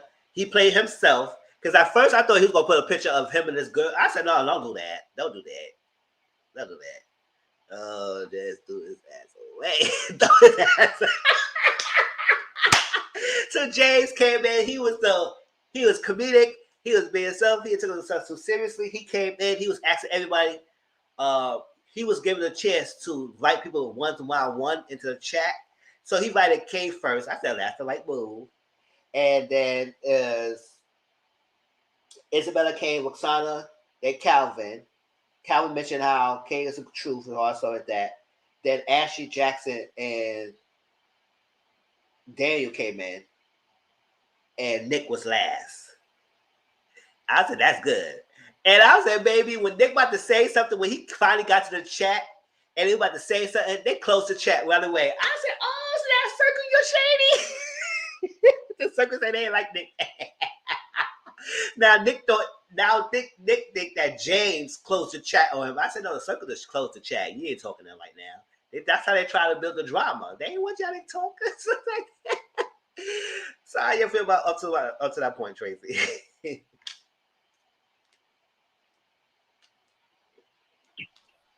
I did think it was shady that they closed the chat, and I was like, did he pick the chat? Like what? Like wait, did I was like, maybe it just timed out. I don't know, but I think that little bit of shade right there is gonna cause so much drama. Yes. That's funny. Yeah, I was like, oh, snap. So Isabella and Nick, they talk. Oh no, that's what I was saying. Isabella had a hard time flirting with Nick. That's what she was cringeworthy. So it was a rating at that time, and the top two people had to be influencers, and the top two people was Ashley and Isabella. I said, oh, and at that time, Roxana went back to she was in 6th or 7th place, and I said, girl, how you from 7 to number 1? Back down. I said, they don't like your ass like that. You could see the mama, but they bounce you up and down, up and down. I said, what's up? Oh my gosh. So she didn't like that. I wouldn't like that either. So say they bounced this girl. She was in the top spots back 6 or 7. I said, oh shit. But oh my gosh. So the strategy you say was going down the line. And I said, Matthew, I said, good boy, what you doing? What you doing? So Ashley, he's gun ho and getting Calvin out. Isabella want to get Kay out. So I said, oh, y'all gunning for the top competitors, which is fine. I mean, it's a competition, so I can't knock their game. They try to knock out the competition. But I was like, oh, wow. So Ashley was like, if we get rid of the king, then the queen might falter, and we get rid of the queen next. So let's get rid of Calvin first. But Isabella was trying to get over the K first. So they was going back and forth. But I guess they agreed into it. And this is what I stopped off at. So next time I'll talk about the circle, it will be up to 12, and then we're going to do the finale next time after that. And they blocked Calvin, and everybody was shocked. And I was like, oh, it's that. I was like, oh, it's that. They blocked. Actually, you should get freaking Jackson Spider out the way, but they created this little band and all that stuff, and now y'all trying to get freaking Calvin. Y'all got Calvin out. Now you broke up the lines between Calvin and Kay, and now Kay got to be by herself along with the girls, but Kay was in the Charlie Angels group, and yes, actually saved Kay, but it got Calvin out. So now I don't know what Kay gonna do, but Kay girl, I guess Kay gonna do something. Kay gonna do something. I say, you got a lot of men out of here to find this attraction? You got hip hop? Oh hell no. What's your last thoughts before we go to all the Queen's men? There's no such thing as girl code on this alliance. That's what I'm saying, right? Child, I was like, you got K. And they know K. Especially Ashley, because she was in the Charlie Angel group. No, thinking K like Calvin. But, oh well, they eliminated that. Hey, oh, and then this person said, oh, no connections and no, we don't know nothing about this person and no connection. I said, who you talking about? Calvin has been connected with a lot of people, and he showed who he is. It's like he wasn't, not like he was quiet. He wasn't a person who was up and down the ratings like what Sana is. So, would you say he made no connection? He made enough connection to be staying at the top. Shit, but damn, they eliminated him. So, now it got everybody shook. All right, but that was the circle, y'all. Like I said, it's good. It's always twists and turns. Each season give you different. It's still the same formula, but they give you different things of what's happening. So it always keep you interested, and then the players themselves make it interesting. So that's that. So let's get out of this and let's talk about all the Queen's men, and then we gotta stop and get ready for Auntie Momo's thing. I gotta eat. Y'all know the whole spill, right? All right. So I'm gonna go talk about the first 2 episodes of All the Queen's Men on BET Plus, and then I gotta watch the rest of the episodes, and we talk about that later on. Let's see. Oh, hope they all know. Oh no, no, they gonna piss me off, really? Tracy, is true. They gonna piss me off. Let me see. I'm not ready, y'all. I'm not ready. Look at this fine chocolate, y'all. Look at this. Look at the fine man here. All right. I'm gonna get ready, y'all. I'm gonna get ready. All right, so All the Queen's Men. Let me see. 241.40.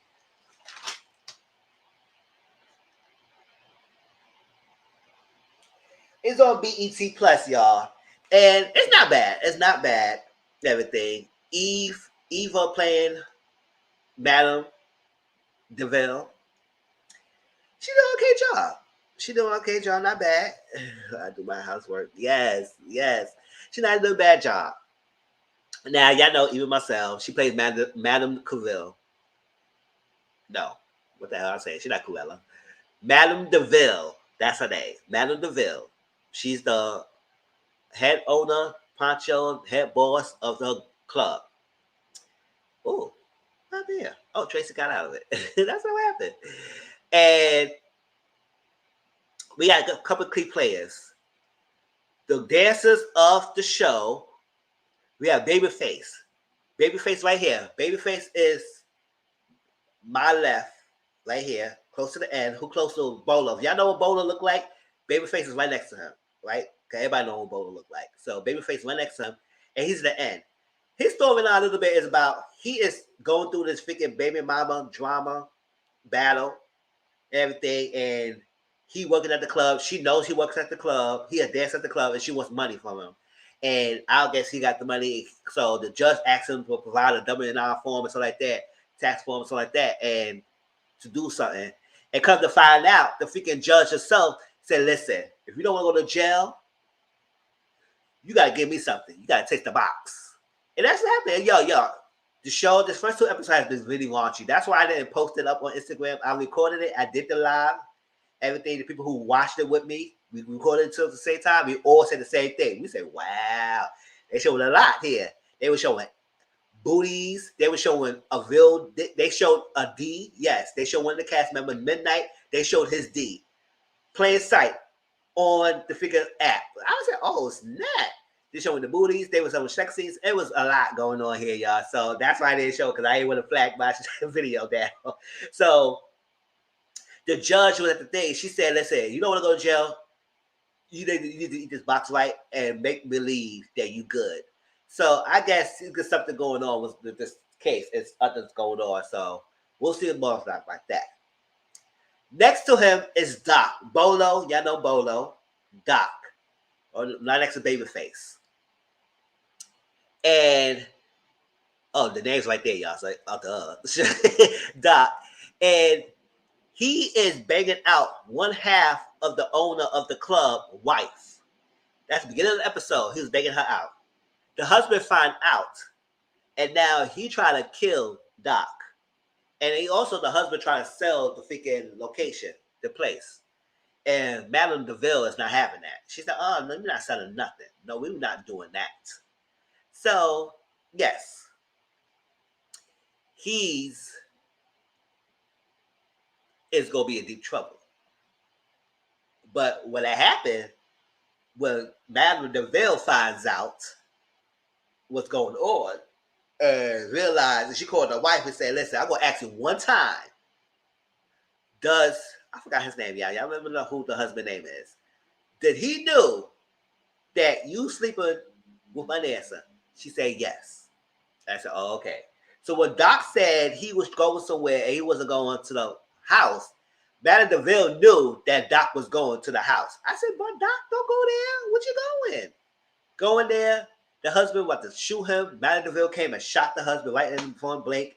Told Doc, you need to help with the body. He couldn't do it. He felt sick to the stomach. He's like, ooh, I can't do it. I can't help you. So Blue, let me show you Blue, because the other cast members. Blue is a right hand person who's like he's like a right hand person. That's it. That's Amp. That's one of the dancers. That's the DJ. This is Blue right here. Y'all know what you like. Blue, Raquel Palmer. She's Blue. She's the right hand person of Madame DeVille. And Blue was trying to tell Madame DeVille, listen, first of all, you need to get this money out this club. And Madame DeVille said, I got it. I'm going to get it out. She said, no, you got to get this out this club because basically all the money they have is not really clean money. Some of the money is kind of dirty money and stuff like that. So Blue was trying to tell Madame DeVille, you need to get this out somewhere, out this club, because if they trying to come down here, you got to have legit money over down here. So she said, I got it. All right, I got you. All right. But Blue is a person who's a cleanup person who always had Madame DeVille back, who was there for that. And she don't ask no questions. Yeah, she was questioning Madame DeVille, but at the same time, she got her back. And whatever Madame DeVille needs, she will get it done. So I was like, okay, that's Blue. Back to the dancers. Oh, y'all, bear with me. This is the DJ. DJ Dime. She's like Madame DeVille. She look up to Madame DeVille. And I think she asked, Madame DeVille said she gonna open up another place and she probably gonna want her to run it. But at the same time, DJ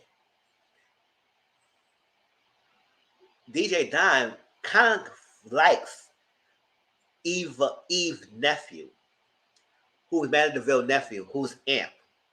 He's gonna be one of the dancers. Now, when he got out of jail, he called Madame DeVille and said, listen, auntie, you gotta pick me up. I'm out. So she picked him up. And I'll show you who he is. Yeah, I know I gotta show you the visualizations, y'all. Visualizations. That's him right there. Amp, Addiction. Addiction Anthony. Oh, they don't have Addiction Anthony. So he got out.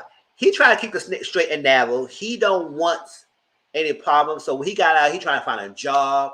He got put in a halfway house. And it's kind of a hard time now. Madame DeVille said, listen, you can work the front door. I got your job. But he said, nah, I'm good. Because I guess because he just got out, he don't want to be tied into illegal dealings, even though he probably don't know everything that she does there. But he probably don't want to work in the club because it'd be too much. But eventually he won't go be at the club because he's part of one of them dancers. So you will see how he got up there. But it's a struggle. He's trying to find a job. His aunt has a club, easy access, and he trying to say no. So, but I guess the club was a good answer for him at that point. Let's see, if you got any ideas, y'all tell y'all step in. So this is Amp right there. Next to Amp is El Fuego. Oh, y'all who's watching the live with me know I was falling for little El Fuego. I don't know. Yes, they all, don't get me wrong, they all a fine chocolate man. They all fine. But Alfredo, something about him is just, ugh. Chew him up. But Alfredo, he seems like he got this little attraction to Mandeville, but he just do him and everything. So we'll see more about him because I mean, really deep down into his story. But he did what he did tell Mandeville that somebody is videotaping the thing and showing the stuff online, and Mandeville don't like that. She don't want no videos to show unnecessary attractions to the club, stuff like that. But then she realized that it could help drawing in, and as long as it's got done right, it could help drawing into her place. So she gave him an okay to fix that out and work something like that and do something about that. Then we got Midnight. Midnight is one of the dancers too, and he's the one of the show they shown his piece when he was walking into the club and the dance back room. I said, "Oh no, you gotta give us a disclaimer. We wasn't ready for that." I know Brittany was on the chat with me. I was sitting there. We was not ready. Auntie Moa, we was not ready for that. So he's like the person who, like Blue, and anything that needs to be done, Mandeville will call on him to get things done. Because there was one scene that he was having a threesome going on, and Mandeville said, "I need you to help here and bury these bodies," something like that, and he was lighting his way. So that's that. Let's see. Who else is the key players in the show? So we got Amp, y'all know him. We got DJ. We got Blue. We got Doc, that's Bolo. We got Babyface.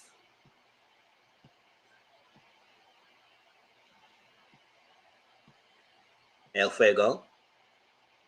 Midnight. And y'all know Christian Keys. Christian Keys plays the Satan Sinners, and he gonna be on the show, but I didn't get to see his character yet. But it's basically based on that this thing, he's gonna be Black Man and Mando. So we'll see how that goes, y'all. But the first 2 episodes wasn't bad. It's not bad at all. So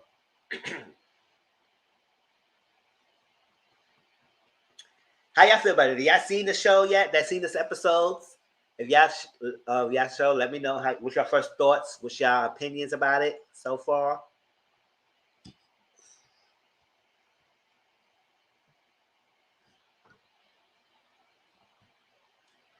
Like I said, I will continue watching it and see how it is.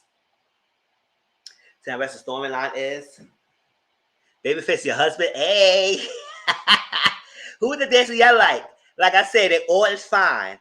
I like my son Alfredo, because he is, I don't know. Look like this Imp. He look good too. And y'all know Imp, he played, if y'all watch Sisters, y'all know BET Sister by Tyler Perry. He was Jacoby in Sisters.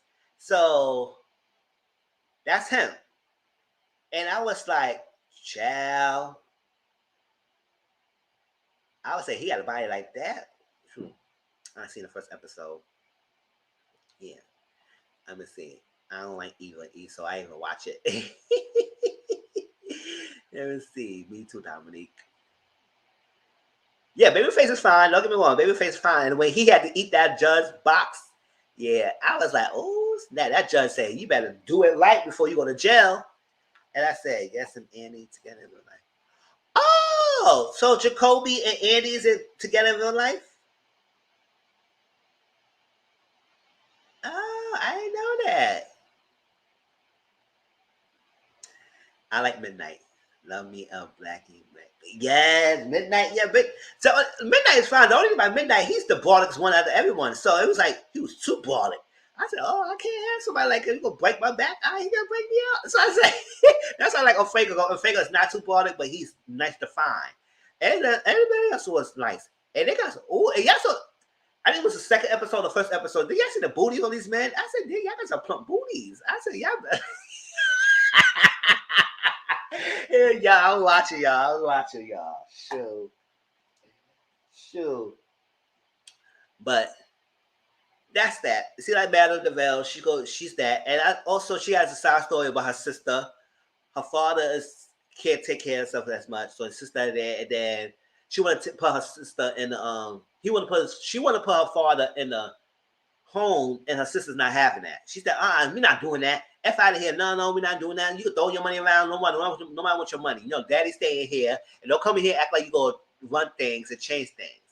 And also, Maddie DeVille has a change. She has a soft heart because she saw a girl being bullied, and she stopped the girls from bullying, jumping her. So she gave the girl a phone number with a phone and tell her to go to this place and everything. And find out that girl is homeless. So I gotta see what she gonna do with the girl. Everything. When they got hair on his chest, I don't like that.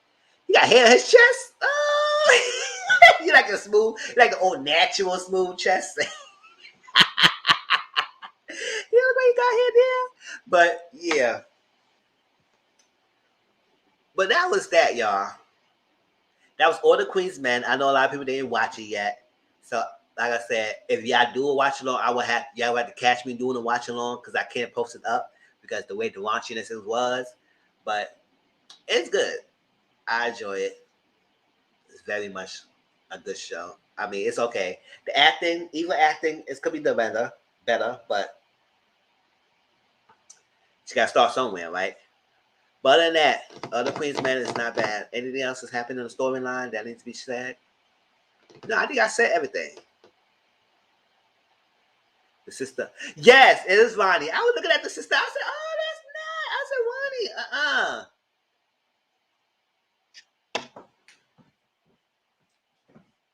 Yes, I love it. That's my favorite scene, Ronnie. Oh, shit. Ronnie was saying, you better be watching me, fool. Sure. Everything. But, yes, sister is Ronnie. She aged well, still aged good. She still look a good looking woman. Everything. But she said, don't come in here trying to run game. Oh, let me take that off. I want they say showing titties in there.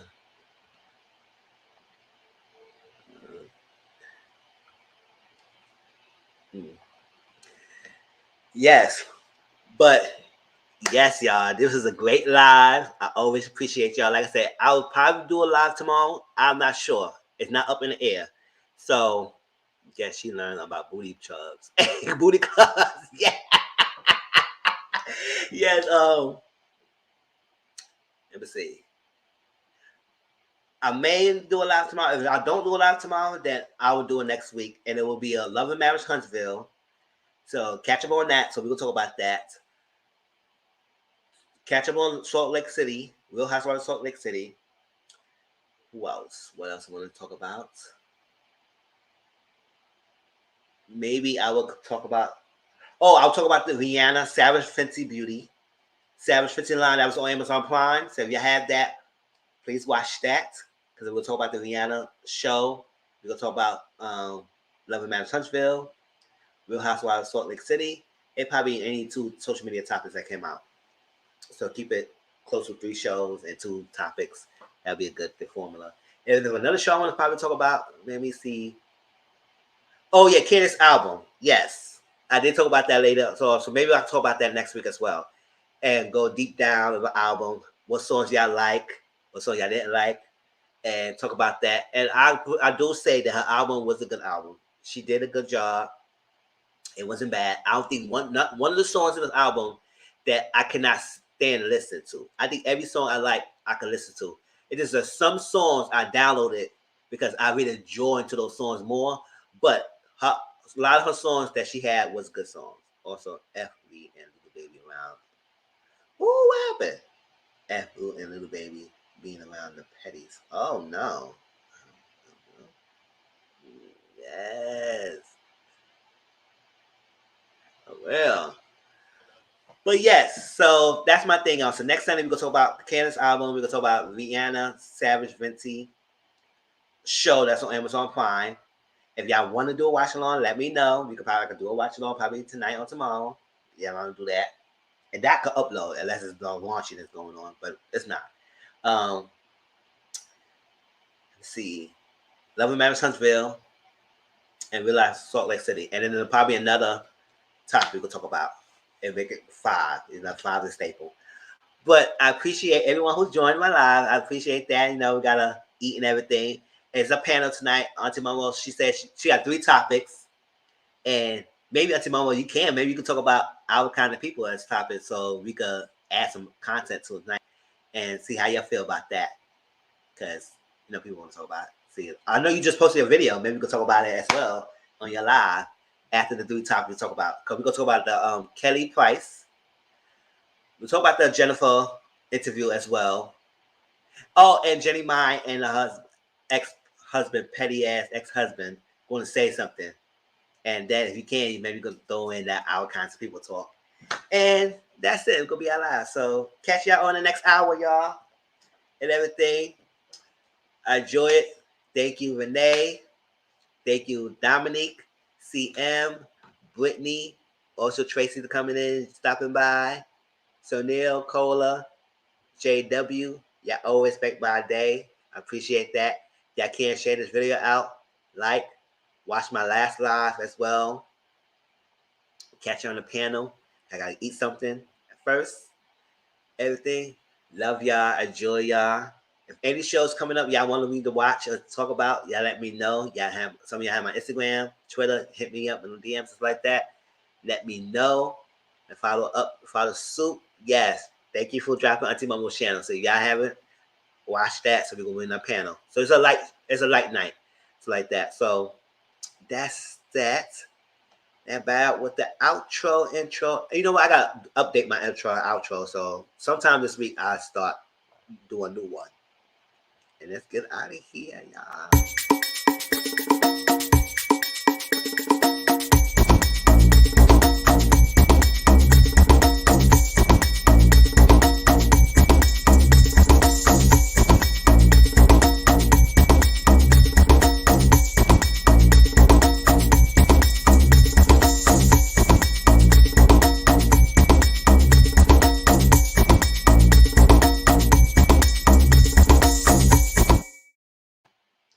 All right, y'all. Appreciate y'all. Love y'all. Thank you so much. Everything. Keep supporting the videos. Keep supporting my videos. Keep supporting Auntie Momo's videos that we post up there, because that right there help us get exposure. Share it out. Let us know. And y'all see y'all get my other kinds of people review this week. And catch me next time. All right. Peace.